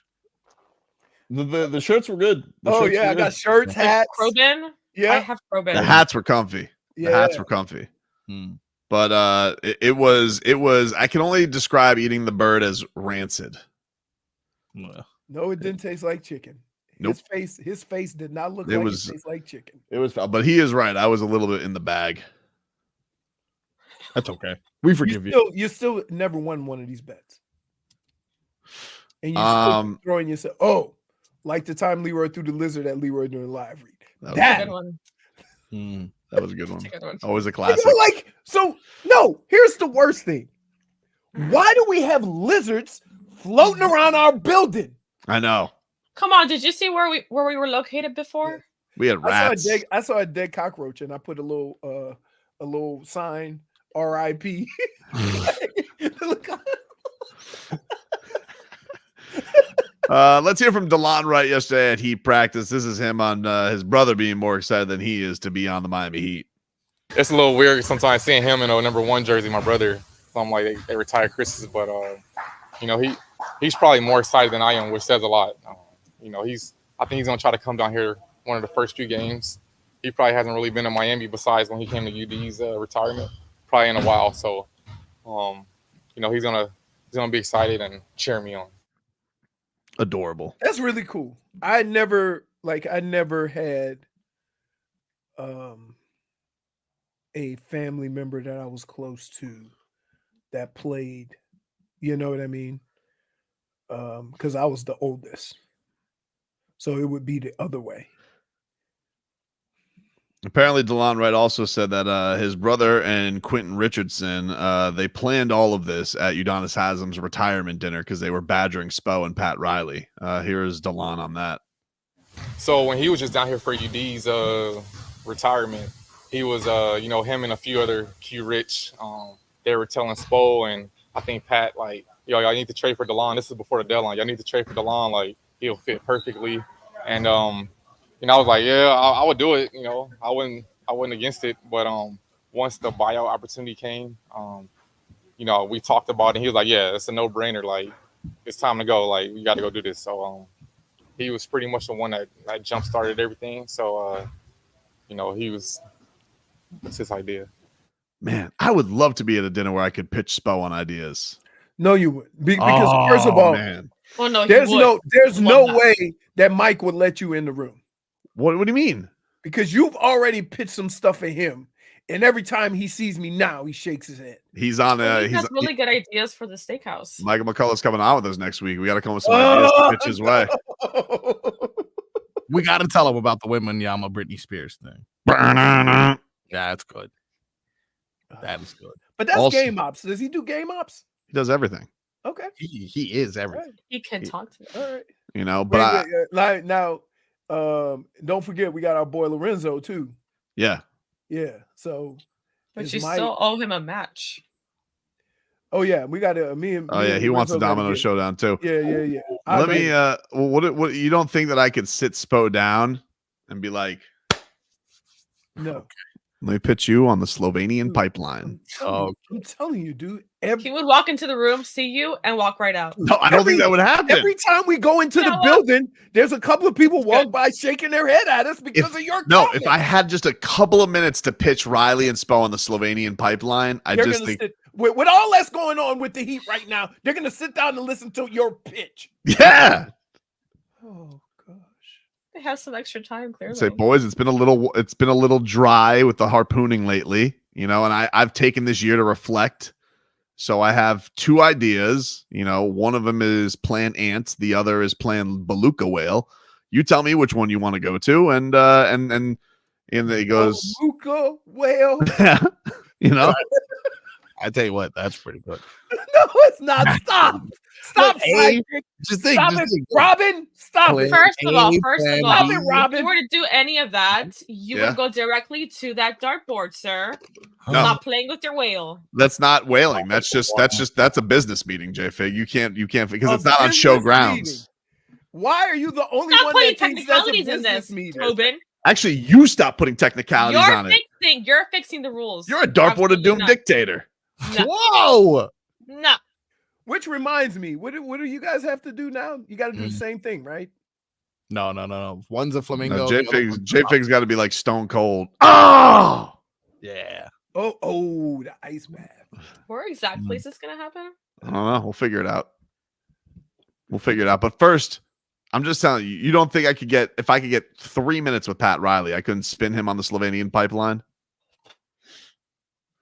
Let me ask you this. You know, tonight. Go ahead, Chris Rock. Ask me. Let me ask you this. Can you kick my ass? You gonna be interested in seeing if there's any interactions with old Zion tonight?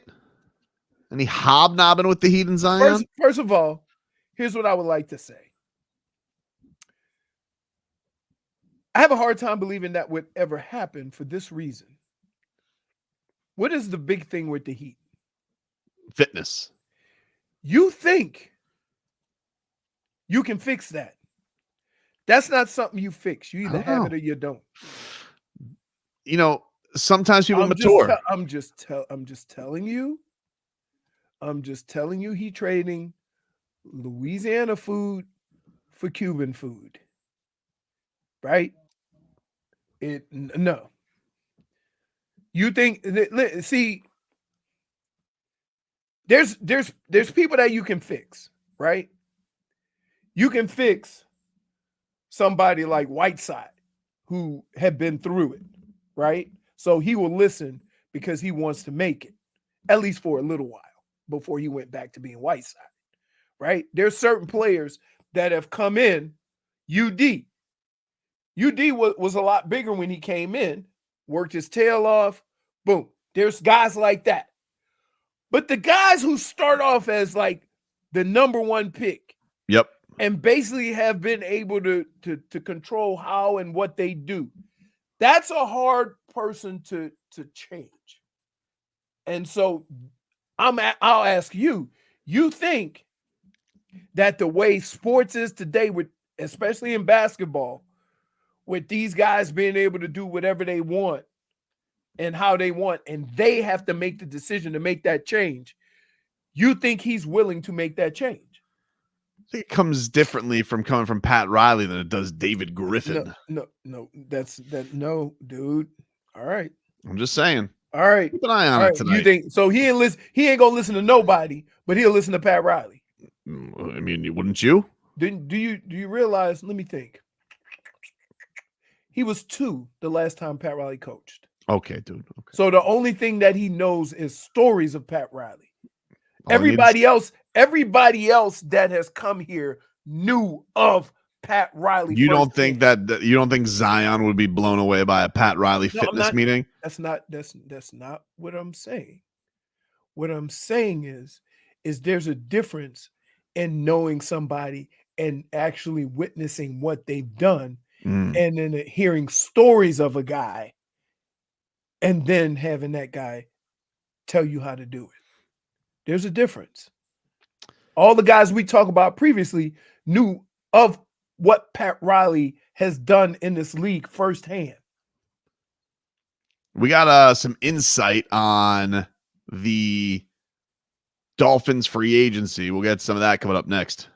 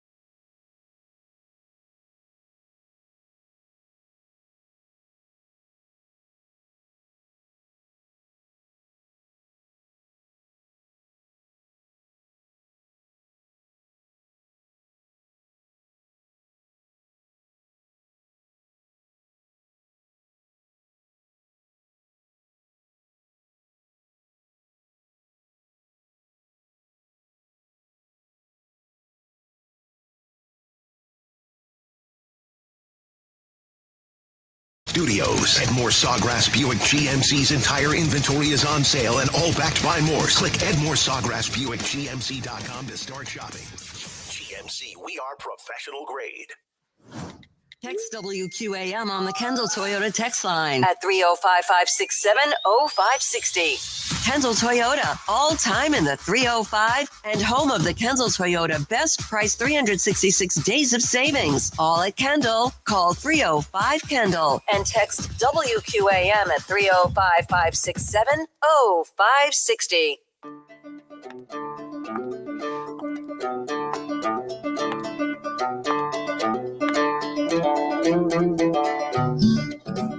Welcome back, everybody. Tobin and Leroy here with you. That? That's Beyonce. Oh, What are you, a country station in Oklahoma? You don't recognize it? Okay. I don't know what a beehive is, other than the one that's at Ma's garage. Did you ever get updated on the quibble we had while you were out in regards to this reaching number one and whether or not it did. qualified? It did. Vlad already said it did. Hope you guys apologize because Fig wanted his head by the end of it. Did you guys see yesterday that Travis Kelce and Tay went to the zoo? Oh, yes. Did you see how PETA had a problem with that? Listen, why? PETA is the most, and I cannot stress this enough. I don't know. Apparently, you can't go to the zoo anymore. I can't stress this enough. There's not a bigger waste on this earth than PETA. Okay. This is why you're blocked. I just want to be clear, but no, I blocked them. I blocked them. I'm pretty sure you got blocked. No, I blocked them. I'm aware of what the order of operations was. I blocked them. And I just want to say the biggest waste of organization in the history of organizations. Opportunists don't really care about the animals. Okay. There's other ones that care way more about the animals than PETA does. Okay. Okay. It's true. Interesting stance to take. It's the truth, dude. Passionate against PETA. I get it. No, I don't like. I don't like how they operate. Like, oh, you care. There's plenty of people going to a zoo. You care about Travis and Tay going to the Australian zoo. The second they get to a zoo, it's a problem. It's a problem, right? Like, no, a lot of people like going to Australian zoos. Australia has some of the most interesting wildlife known to man, but PETA's got a problem with it. You want to know who cared more about animals than PETA? Steve Irwin, the crocodile hunter. Oh yeah, that man taught people about animals. Okay, he's good, and he suffered a tough fate because of it. So I don't want to hear about PETA. They were not boots on the ground like the crocodile hunter was. Okay, that man cared about animals. You go, boy. I'm telling you. You know, in a lot of ways, Australia is the mix. I have a question. So, them talking about Travis Kelce and Taylor Swift. Yep. Does it bring more attention to them? That's why they do it? Yes. Opportunists. They don't care about animals. They care about attention. This is what's been happening all season long. People looking for clout, just trying to mention their names. Right. All right. Let them, like, why can't they go to the zoo? In a lot of ways, Australia is the mixed bag of the world, especially. Ooh. I mean, you think about the platypus. What is it? Bird, mammal? What is that, actually? I know what it is around JFig. Mammal, because if it was a bird, it'd be nervous. But either way, let's get to the mixed bag today, huh? Which is brought to you by Broward Health. Well, into your future. Unless you're a bird, then not so much.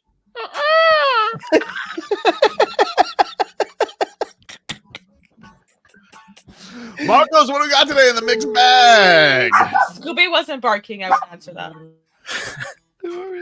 Today, I hate birds too. We mentioned it right before we went to break.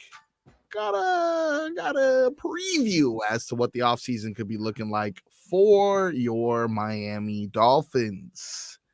This was courtesy of super agent, potentially number one agent in the world, Drew Rosenhaus, who was on Joe Rose this morning.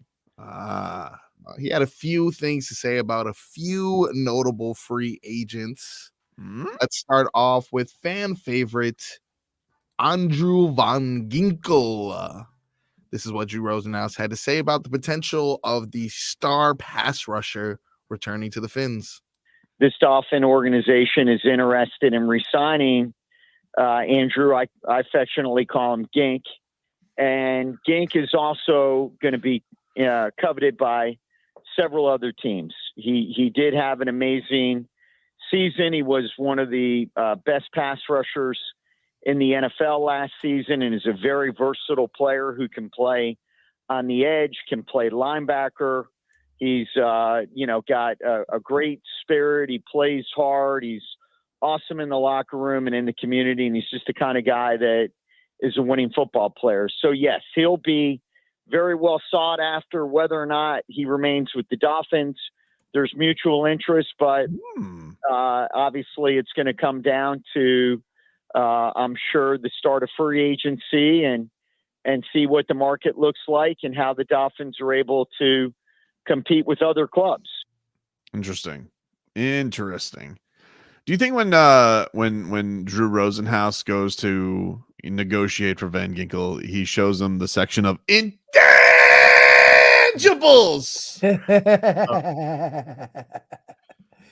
I would say this.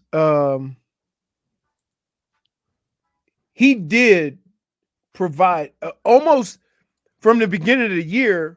We were questioning whether he should have lost minutes, right?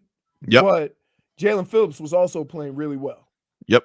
And so the fact that Jalen Phillips got hurt and they never really lost a beat, there's probably a lot of teams that are looking at that. However, I would also say that the Dolphins better do a hell of a job trying to keep him, because you don't know how Jalen Phillips is going to return or when he's going to return. And you got a guy on the other side that's banged up too. That's true. So they need to keep their pass rushers.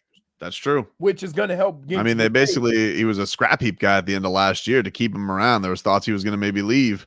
Right. But I would say having Rosenhaus as your agent does seem to help with the Dolphins, because he's got, what did he say? He's got a dozen guy on the Dolphins. Yeah. Mm-hmm. Yeah, 12. Absolutely. So there's definitely a great relationship there. What else we got? Marcos. We're gonna go ahead and hear from our new addition one more time that we spoke about in 15 minutes of heat. Delon Wright. Yeah, he says he feels like he'll fit in perfectly with the defensive scheme used in Miami. I'm excited because, obviously playing against the Heat, they cause a lot of havoc. Guys are running all around, getting deflections, just playing off of each other. And that's the way I like to play. I like to play freely on defense, obviously within the system, but just playing off of your teammates and just trying to get deflections and playing transition. I can't wait. You'll probably see his debut tonight. By the way, Kyle Lowry not playing tonight, Leroy, because he's still reconditioning. That doesn't count. Recondition. I know he's not. I'm not trying to say it counts, but I mean, reconditioning. You just had 3 weeks off. What do you mean you need to recondition? Yeah, I mean, didn't he play 25 minutes yesterday too? What are we talking about? Yeah, like reconditioning. Not really easing him in there, are you? This guy's trying to screw me. No back to backs. Ridiculous. Coach, I can only go out there. I can't go back to backs. Kyle, we just had 3 weeks off. No, too much. Oh, that's hilarious. Shmi the Schmolnik says Tobin hates pita but loves pita bread. I do like pita bread. Little hummus. No, I'm out. Pita bread. I'm out. What do you mean you're out? It's bread. I don't know. All right. I don't like pita. The only thing, though, let me take that back. Because I think they use, isn't that a pita that's wrapped around a gyro? Yeah. Okay. That's it. The Greeks love pita. Yeah. Yep. Even though Tyreek Hill said that that Greece is overrated. Not the food, dude. I love Greek food. I can tell he was on Twitter a lot. He said it was overrated. Why? He just said Greece is overrated. I have heard that before. I mean, it's not necessarily Can I just say this? Sometimes you go to these other countries to experience something different, not necessarily to, it don't have to be the best place on earth, right? I know a lot of people that have traveled and always wanted to go somewhere and didn't really like the food. So when people go to England, they go, they love being there. They love going there to golf and experience all that stuff, but they didn't really like the food. There's no problem with that. The right? blokes don't know how to cook. Are those? No, those aren't. No. What? No, those are What are you blokes. doing? The blokes, they don't know how to cook.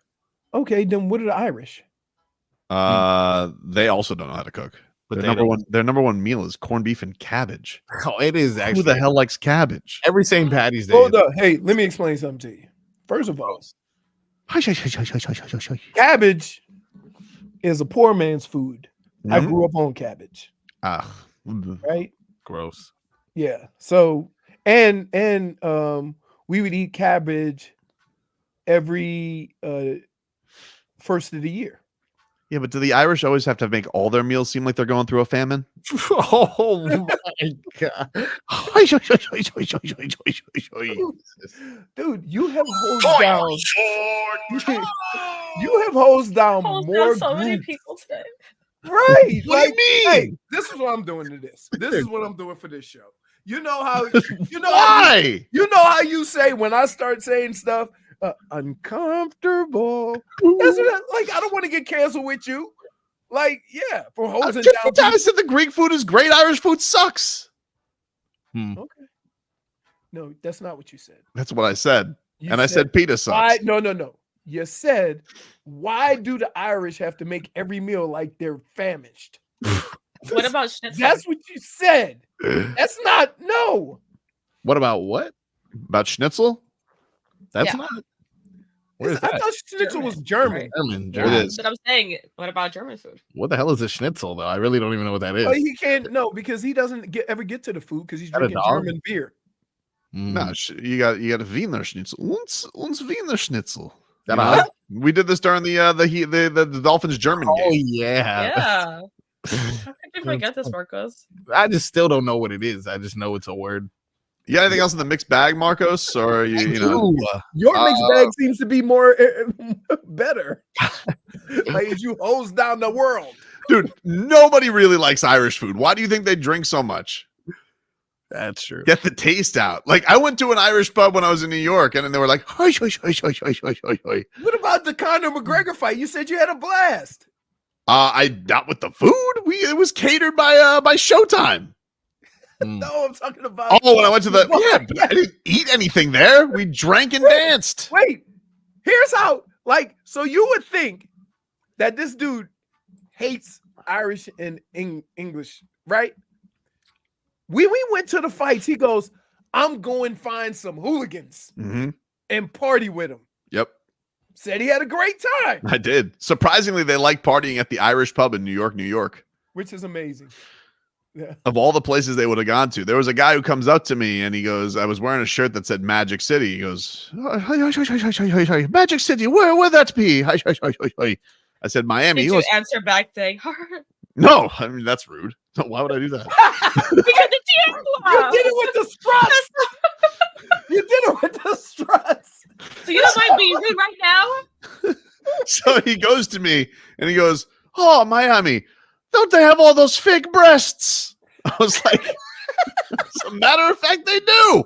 You know what? For a second, I had to make sure you said fake breasts. I heard something else. Focus. Please. What are we doing? What are we doing? See, hold these down. Wait.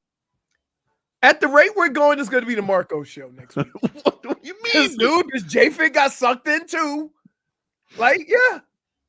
You got sucked in. I'm just sick of PETA. You responded. Oh, I thought you said something else. And then that just starts another Oh, conversation. I heard and now fig. you're a part That of was it. just about it. I'm just defending Tay and Travis. I'm sick of PETA. All right. They don't really care. People for the what is it? The ethical treatment of animals. So what is their ethical treatment going? I don't know. Ever hear of Tita? No. Never. No, I haven't actually. No, I haven't. No, please don't. Because I don't. I can do the same thing they do, man. That's Tobe's excellent treatment of animals. Same thing. I catch an iguana, throw it over the fence. I know I'm supposed to kill him, but I'm Not ethical. really excellent. It's not really excellent. It is excellent. And you're barbecued. Well, that wasn't that. Listen, they are overrunning the population, J Fig. Dude, what? Every animal matters. Is it going to be this way all of non-football season? What do you mean? Do you want to continue to debate whether if Tua should get his extension? It's exhausting.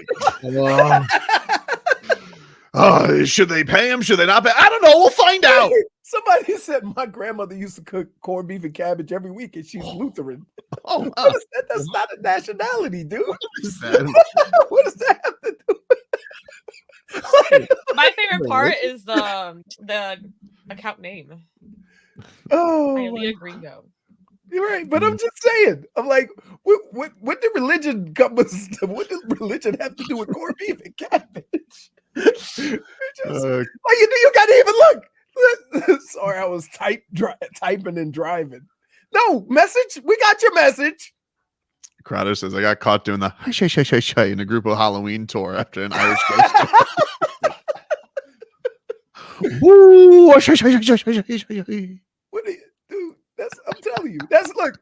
When you do that in public, I do this. It's like, hey man, hey, like, come on. Anyway, are we gonna make it the whole summer? I hope so. Do we need like when do playoffs start? The Heat playoffs? Yeah, April. Oh, nice. Okay, so we got a The month. best month ever. I'm gonna be gone for most of March. Mm-hmm. Not most of it. When I mean most of it, I He'll mean be four pieces. days. 4 days. That's it. 4 days. I made it sound like I was gonna be when I told Tobin. I was about to be very sad. Why would you even say that to me? When I told Tobin, I made it sound like I was be gone for 2 weeks, and then I realized it was 3 days and 1 day. Yeah. You're right. Oh Yeah, my God. sorry. This is no problem, man. I know. What else we got in the mixed bag, Marcos? I mean, somewhere. Ask him what he got in his mixed bag, because his mixed bag is gonna get us all fired. Somewhere Chicago Tobin is following the Justin Fields situation very closely and noticed that he unfollowed the Bears on social media. Classic negotiation move. Justin Fields explains why he unfollowed the Bears. Why do people take social media so serious? Like, but like, why you unfollowing the Bears? This and that. Like, I still mess with the Bears. This and that. I'm just trying to take a little break. I unfollowed the Bears and the NFL, bro. I'm not just trying to have football on my timeline. Like, I know y'all mess with a girl, EQ, especially you. Just because you don't follow the girl on IG, don't mean you're not messing with them. Here's what I would say, and here's what happens. It's not always the team or the NFL. It's the comments that get you. Mm-hmm. So that topic, all the comments that come is probably what he's trying to get away from. And the only way you can do that is no. Yeah. You know what I'd say? What? Liar! You know why you unfollowed the Bears? Because you're not playing for them. I don't want them on my vacation. Then mute it, dude. Yeah, you can mute it. Everybody. You know what? I tried to mute a chat, Mhm. and now how do you unmute a chat? You go Stay back where and you you swipe back and then you hit the bell again. No, Hey, I'm getting a new phone today. You guys proud of me? What do Is you it get? an iPhone? Apple? No, I'm not. How would I get an iPhone? No, the -1. What? You can't know. We gotta go to break. -1 because here we come with these little bitty ass pictures again. No, it's gonna be fine. You guys just need to get better phones. Well, I'm gonna tell you. Do you? I'm gonna get the one that opens into a tablet. Don't do that. Don't do that. Why? I just went through that.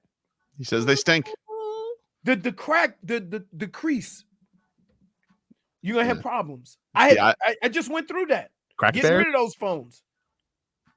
My wife and my daughter wanted the little one, right? See. Open and close, open and close, open and close. The screen, like, I had to get it fixed. Had to pay $100 to get it fixed 3 times, and then no. We'll take a quick break. Final hour coming on up right after this.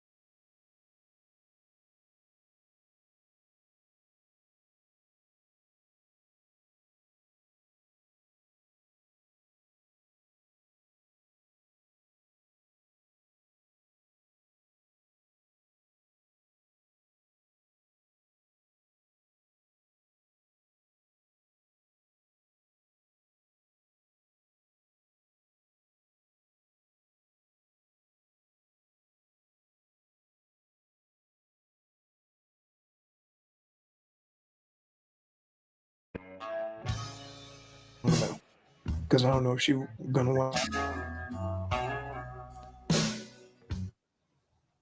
Welcome back. Tobin and Leroy here with you. 560 WQAM.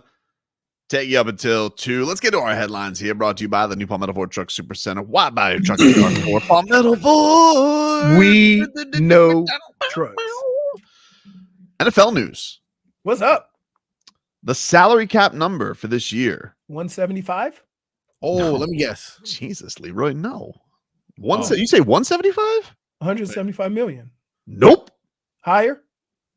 You can't way higher. Oh, so it's like 210? The last time it was 175 million was 2018. Oh, so no, it's got to be 230? No. Well, the projections were 242. That's what all these sites were saying. That's why I was saying Dolphins like No, it's going to be 50 million. It's going to be 250 at least. $255 million dollars. So you know what that means? An increase of $30+ million from last year, where it was 224. You know what that means? Damn.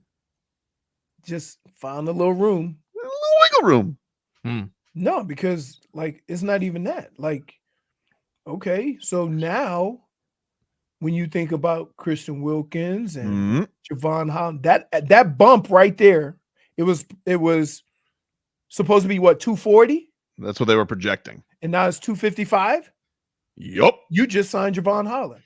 Also, it says NFL. Tom Pelissero, a NFL announced today the cap will be $255.4 million with an additional $74 million per club payment for player benefits, which include performance-based pay and benefits for retired players. Yeah. So basically, that means, right? You can sign Javon Holland. Also, Without- said, No cap. Yeah, no cap. That's right. No cap, dude. No cap. NFL, according to Adam Schefter, NFL says that the unprecedented $30 million increase per club in this year's salary cap is a result of full repayment of all amounts of advance by the clubs and deferred by the players during the COVID pandemic, as well as an extraordinary increase in media revenue for the 2024 season. Yeah, damn Amazon Prime is paying $150 for one damn game. Yeah. There you go. Man. I guess Jason Sanders' job is safe, Timbo Slice. You're right. I'm very sad about that. You know what I love? Sorry about your messy dreams. Hey, you know what I love? I beautiful. love the way that you guys think that you can just go find another one anywhere, right? That you know that's not true. You know there's people getting paid a lot of money to find that guy anywhere. Just a little kicker, a little kicker. That's all, Okay, dude. okay. We get that YouTuber destroying. Maybe There cool. you go. That's you. I've Oh, never no, wanted to kick your ass more. He kicks bombs, Did dude. you just hear what this man? You're breaking Leroy. This Stop man it. just took my profession and said you can get another one on YouTube. No, okay. You see, this is what I don't like about football players, Leroy. What? You all discredit the kicker all the time. He's not even a real football player. And then now when I try to replace him with a YouTuber, all of a sudden I'm disrespecting football. Could you admit? Yeah, we do like live streams. Like, if you have some guy out there and you got all the comments going and then, hey, it's kicking. Cam up here? Helmet cam, Come on, what else is the kicker doing? Although they probably ban him like they did to Tyreek Hill's camera guy. That's true. They already banned him from college football. That's why he had to become a YouTuber. Man. All right. So look. So here's where the NFL messed up. I did mess up. You don't give Stephen Ross more money wiggle room, baby. That's true. You don't do that to Stephen Ross. Because now he's going big game hunting. We might get Christian Wilkins, Tua, Javon Holland, and somebody else. Who knows? Maybe we get Christian Wilkins and Chris Jones. Oh, wow. Damn. It's all there for us now, baby. Really? You don't give them bigger margins. They're still over the cap, right? Yeah, but we thought we were going to be way over the cap. Now we're only over the cap. Yeah, just a little bit. Add money. Well, we'll see, dude. I don't know. We'll see how we restructure some things. I told you this cap is fugazi. We never know. It is fugazi. We just poof, $30 million. Thanks, Tay-Tay. That's You think that was her? Helps. Every bit of ratings helps. All right. When you have the number one TV show of all time this past year with the Super Bowl, thanks to Tay. You think it was thanks to her? It didn't hurt. No. I mean, they showed her 11 times. Didn't hurt. I mean, listen. Of course, you had a bet on it over 5, right? Tay says karma is a cat. Now karma is a cap. A salary cap, dude. Blowing up. Ooh. Really? Me! Really? No cap. Help me!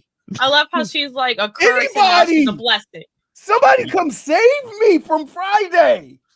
Let's just let Chris Greer go eat, dude, because it's next week's combine week. Hey, is that fireflies or fairies on your shirt? This on my shirt Looks like fairies. It's not fair. It's just like kind of abstract art, you know. He's an artsman. I'm an artsman. Abstract. Yeah, abstract, dude. It's the only abs he's got. You know who's got a blank slate?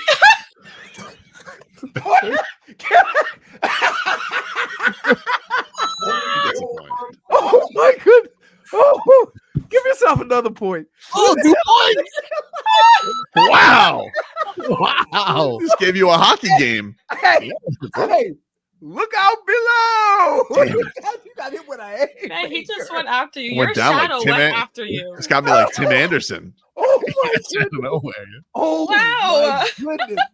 Hey, You stop know going what after the Tim. worst thing is, I was not expecting. Tobin, I can promise you didn't see that one coming. I didn't. No. It'd be the one. He's listen, happened to Julius Caesar, happened to me. You get The stabbed by way your he said it was kind of like he was thinking it, but he thought out loud. Oh That's my exactly what happened. Sometimes I do that. Oh my goodness! Oh man. What? Nah, my Friday just got much better. Yeah. One line. So let me get this shit. I bother you the entire show, and one line just fixes it. Yes. First of all, it was pretty incredible because J-Fig pointed this out. Oh, you using abstract art? And then Marco's I remember what the line was. You don't have to rehash it. Well, you asked me why my whole day changed. I know why it changed. You love a fat shaming joke. No. Happiest part of your day yesterday? Seeing Sixto Sanchez. Happiest part of today? Fat shame Tobes. No, I did not. I didn't do it. It was still your favorite part of the day. No, Give me 2 points. See, there it is. Wait. Wait. There it is. Oh! Now wait, go back to the previous picture. Oh. That guy is not that guy. Well, he didn't get the old touch-ups on media day. That guy's wearing a waist trainer in the other one. He's wearing, no, we call that the who wore the fat suit? Harden. We call that the Harden. Oh man, we'll take a quick break here, ladies and gentlemen. We take a quick break here, but first, I want to revel in your. no, you can revel no more because I got to tell these people about something, Leroy. I got to tell them all about Mundo Boxing, which presents Rodeo Rumble at Tropical Park Equestrian Center in Miami. You guys can witness 2 thrilling title fights. We've had a bunch of fighters on this week from the card. We had a boy, Rafael Akpajori, yesterday, and Glenn Johnson, the Road Warrior, who's training him. They got 2 title fights, 75-pound title for the IBO strap is on the line. The 122-pound IBO title, World Youth title is on the line, and turning up the heat with entertainment, even for non-boxing fans. All right, immerse yourself in the rodeo spirit. Show off your rodeo gear. Ride the mechanical bull. Savor mouth-watering barbecue delights. You know, according to Marcos, you know I will. All right.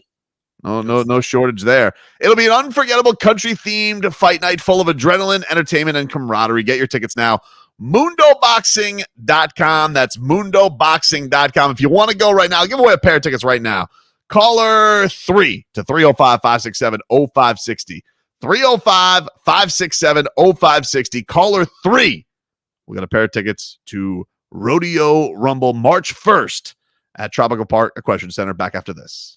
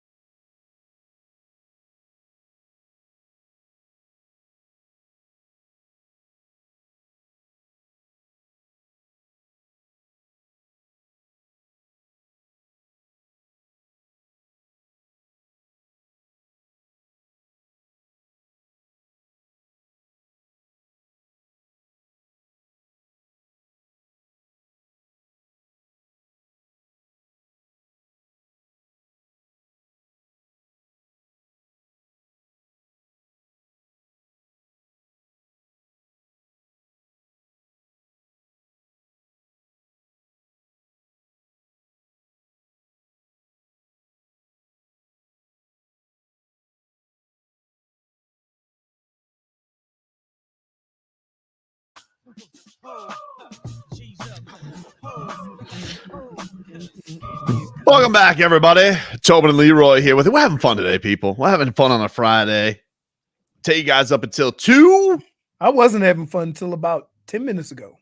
But you're having fun on a Friday now, aren't you? We're having fun on a All Friday thanks to Frog Boy. now. Yep. Oh, thanks to Frog Boy. I set it up with the assist. That's true. The old fat shaming alley-oop from Berterer and Frog Boy. The LeBron and Wade of our time.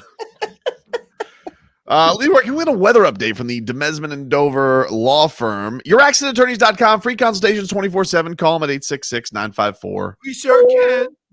We got about a 10 to 15 mile an hour wind coming out of the west. It is approximately about 77, 80 degrees.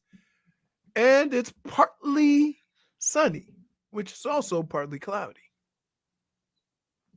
How do you do, Marcos?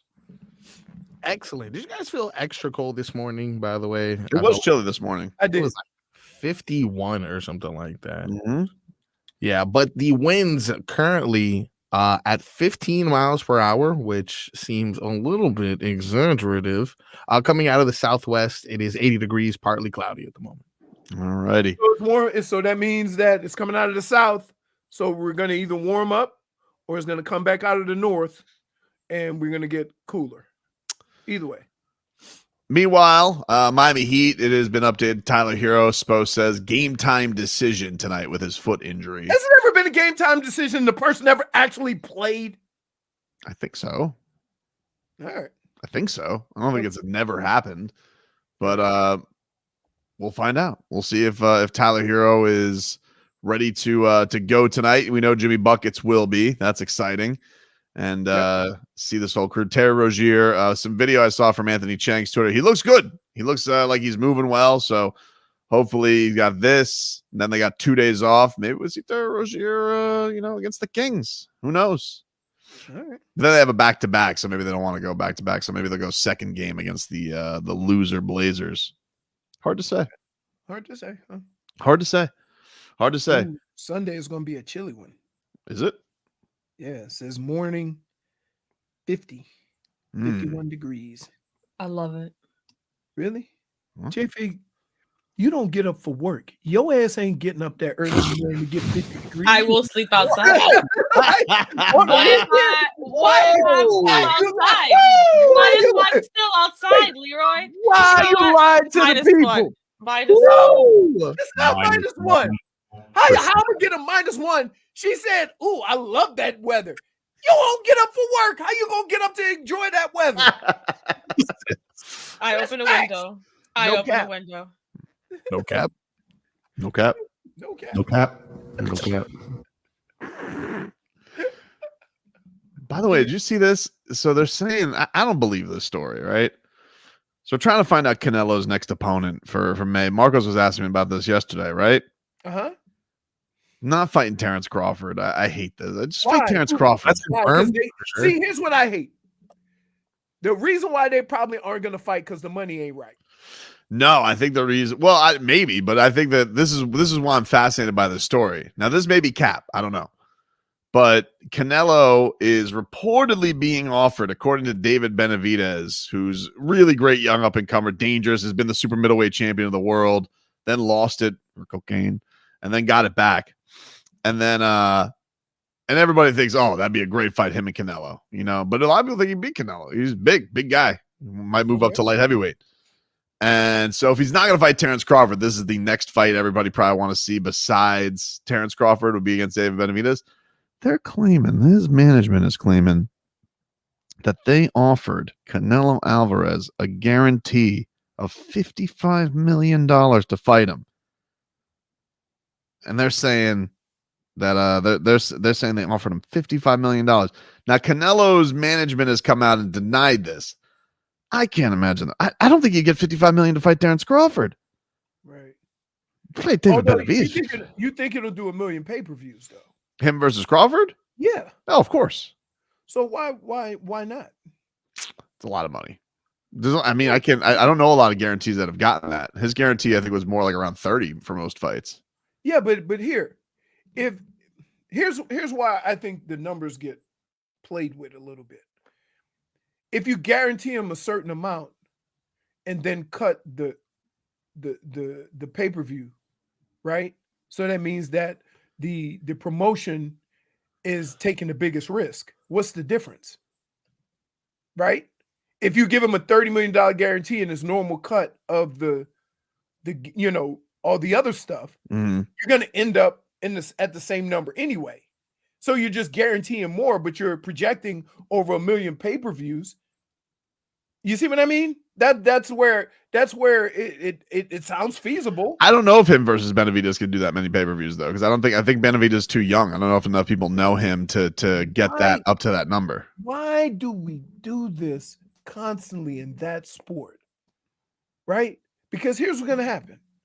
Like, and I don't want this to happen, but this is boxing. This is the fight game. Canelo's going to go in there and get two-pieced and knocked out. And then Terrence Crawford's going to say, no, I'm fighting the other guy. Not fighting you. And we miss out on a good fight.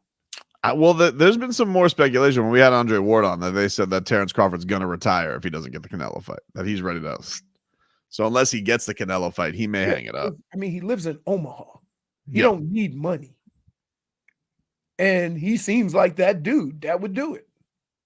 And I don't think he can fight Spence again because Spence got all kinds of stuff with his eye that's messed up. My eye.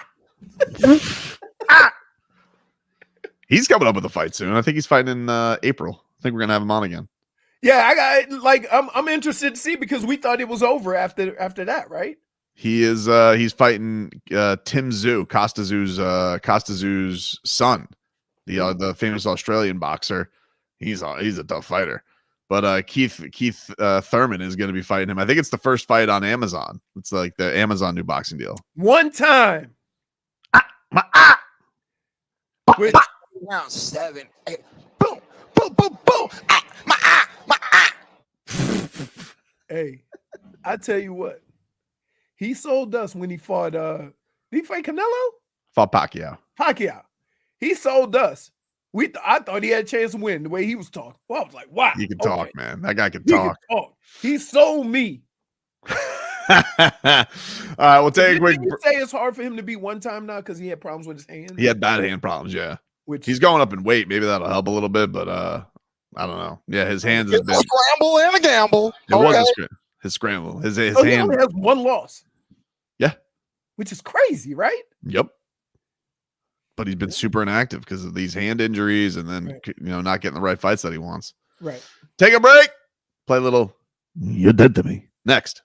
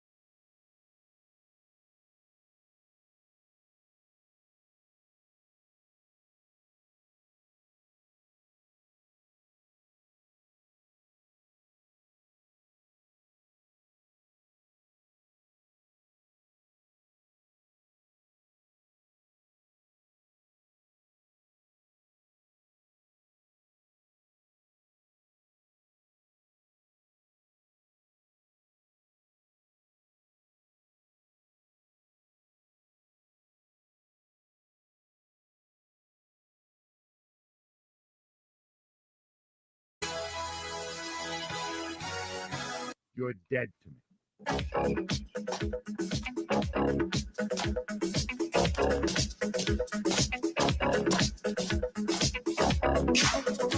Welcome back, everybody. Time to get to our favorite Friday game and bury some people. Let's call this You're Dead to Me. Here's who's dead to me. ESPN's title tiers. Whoa, okay.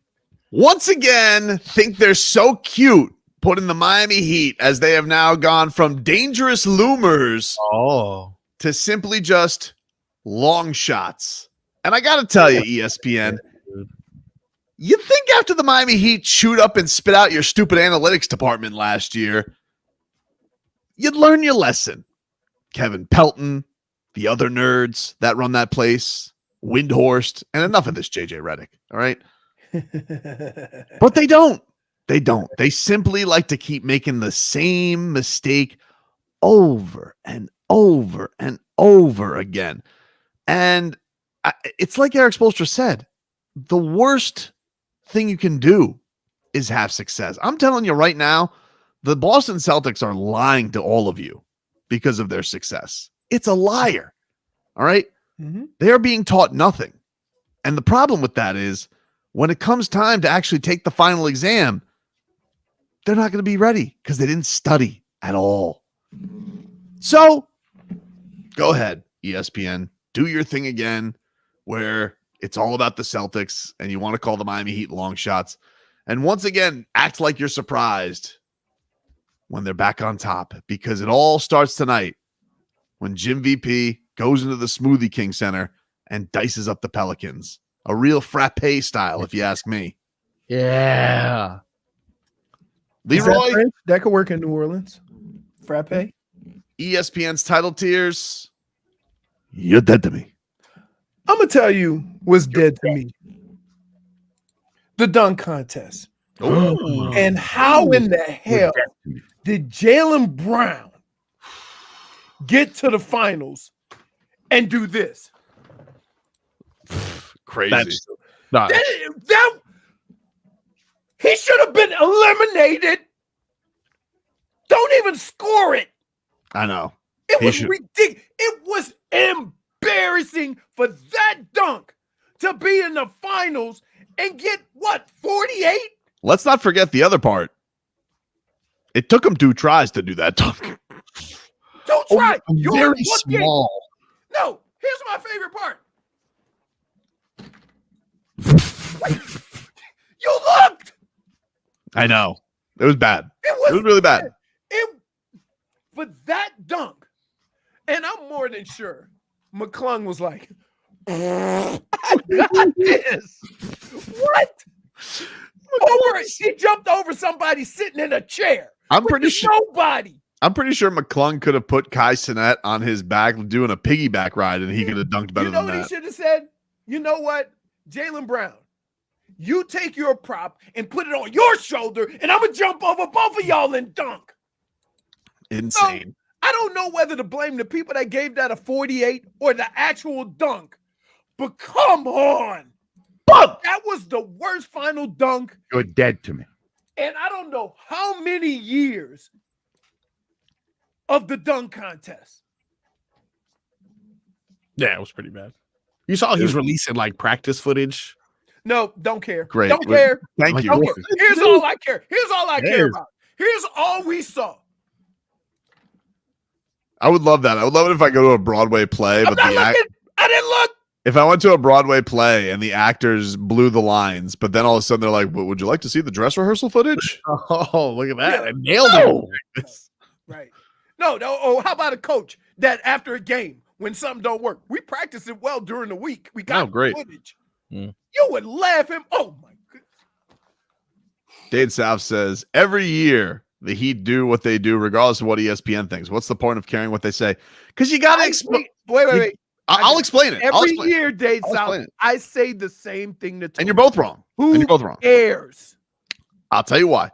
Okay. Because you have these yahoos out there that will just continue their Celtics propaganda nonstop because the bums won't talk about it. And that's the problem. What about the Celtics?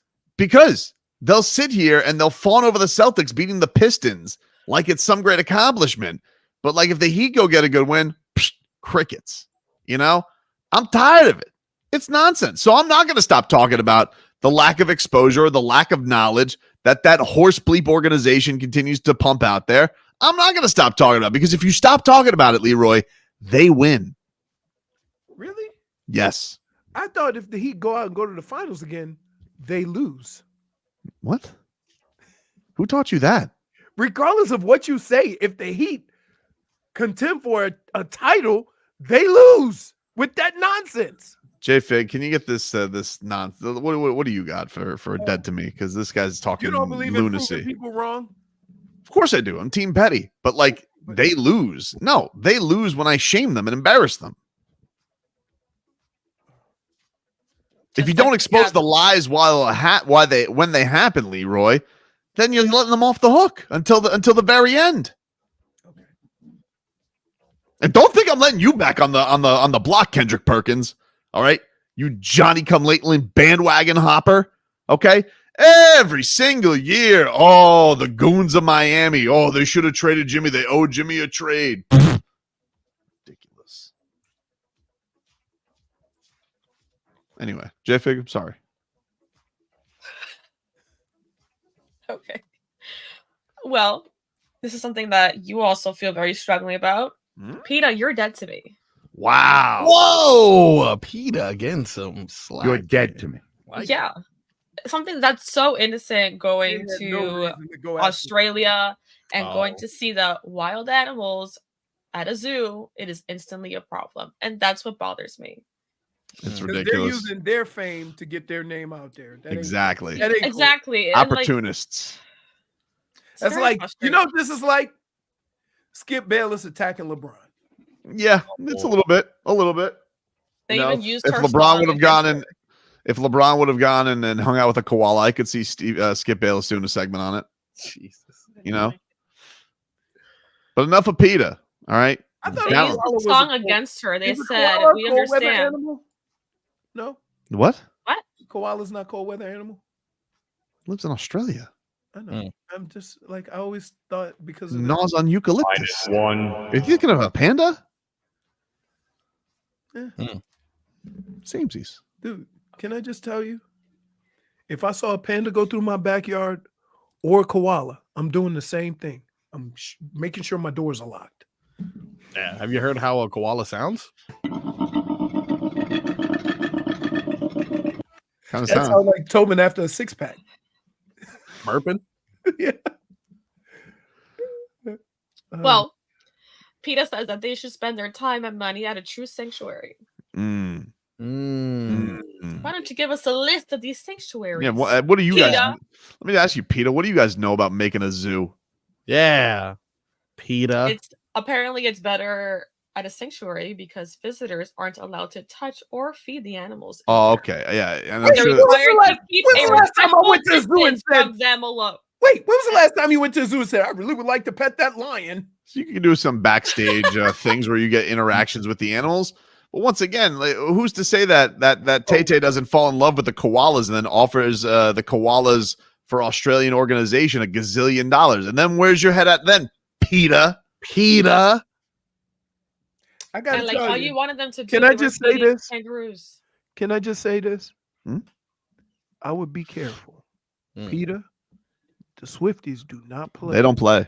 They do not play. Michael Jackson had a pet monkey. What if Tay-Tay got a pet koala? All right. That You're robbing some koala. So did Aronde Gatson. Rondé he had a did. pet koala? No, I had a No, monkey. Monkey. Oh. Yeah. He loved that monkey. I'm saying if Tay-Tay gets a pet koala, she names him Andy Reid, and then like we'll all sit there. Then Travis can yell at the koala to get his frustration out. That would be a That's walrus. Just You'd as get a lovable. walrus.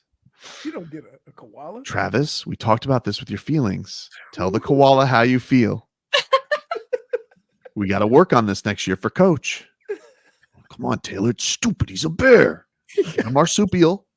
Tell him how you feel. Oh, So she's is it a service koala now? Really? They're walking in Publix with any other kind of animal. Like, what in the world? You know, they have people are walking dogs in the casinos in Vegas. Really? Yes. It seems ridiculous. It seems ridiculous. Because I'm just thinking if I walked in there with Zeus, he would just pee on all the chairs because there's a right leg. He don't care. Tell him how you feel, Travis. Andy, call him coach. Oh, he's not really my coach. He's a koala bear. Do you want to do the exercise or not? Frog boy, what do you got? I want you guys to hear me out on this. Don't overreact. Oh, No. Okay, you know what? I'll hear him out. Don't overreact to what I'm saying. My dead to me. Don't overreact to what I'm saying. Huh. Bob Marley. What? Let me explain. What? Please allow me to explain why Bob Marley is dead to me. This weekend, they have a movie coming out that is documenting the life of famed. Didn't it already come out, by the way? Yeah. No clue. I don't go to movies anymore. You think Do I'm your rich, research, tasting? Marcos. Nonetheless, that movie has nothing to do with what I'm referring to, which is why this person is dead to me. He is Bob dead. Marley, dead to everybody. Singer, different than the Bob Marley I'm referring to. This weekend, Dania Beach Improv, Bob Marley performing about 4 shows, if I'm not mistaken. And that is comedian Bob Marley, a white man. What? Indeed. Indeed. It just happens to be in the Dania the same week that the Bob Marley movie's coming out. I mean, really, dude, can you please cause any more confusion by having a headlining weekend? It makes for a great opening bit. No, it doesn't. Everybody knows Bob Marley's dead. Yeah, but I bet you guys thought you were coming to see the other Bob Marley. Tell that to the people. No, we didn't. Who purchased all those tickets? Robert. His name's Robert Marley. That's what exactly. You on it. His name is Robert Cochran Marley Sr. Told you. So that means he named another kid that? Actually, no, he's the second. The second. Yeah, because that's that's his father. Okay. And when I tell you, only one word describes this Bob Marley. Intangible. Does he even have dreads? Oh no. I'm gonna post a nice picture of this young man. I'm sure he's hilarious. I'm sure he's a great comedian. Change your name, dude. Change your name. You know? We'll go back to Robert. Robert Marley. I'll take a Robert Marley. Honestly, I think it's the last name I have a bigger problem with. I think it's the last name he needs to change. This is Bob Marley. Oh, wow. Intangibles. He looks like a Celtics fan. Can I just say this? So, yep. He's closer to Irish than Bob Marley. Man. Wait. He's from Boston. He has to be from Boston. Wicked funny. Looks like a Bostonian. Wicked funny. Wicked funny. Looks like he's from Maine. He's from Maine. That's the area. Isn't that Pretty Boston? close. I know. Pretty Wicked close. funny. Nobody uses wicked funny but there. Mm-hmm. So why does he just do the right thing and change his name to Bob O'Marley? Bob O'Marley. Look at that. Yeah, it's Bob O'Marley here. By the way, what is by the way, I agree that so the same opening week or the movie just coming out. Yep. You have Bob Marley taking advantage, dude. I know at least 3 people are going to be tricked for sure. It's good marketing. Good game ops. He's not alive. How can it be good game ops? Because it's still a big movie coming out that's about him. And wait, it came out already. Okay, wait. You want to make it worse? What if he would have put Bob Marley II? Then people would have thought. Oh, you see what I'm saying? Actually, so then that's bad marketing, more or less. He should have put the second. Right. Well, that's our show for today, everybody. Thanks for the laughs. We'll talk to you guys on Monday. It's not fair. It's just like kind of abstract art, you know? He's an artsman. I'm an artsman. Yeah, abstract, dude. It's the only abs he's got. I'll see y'all when I see y'all. The number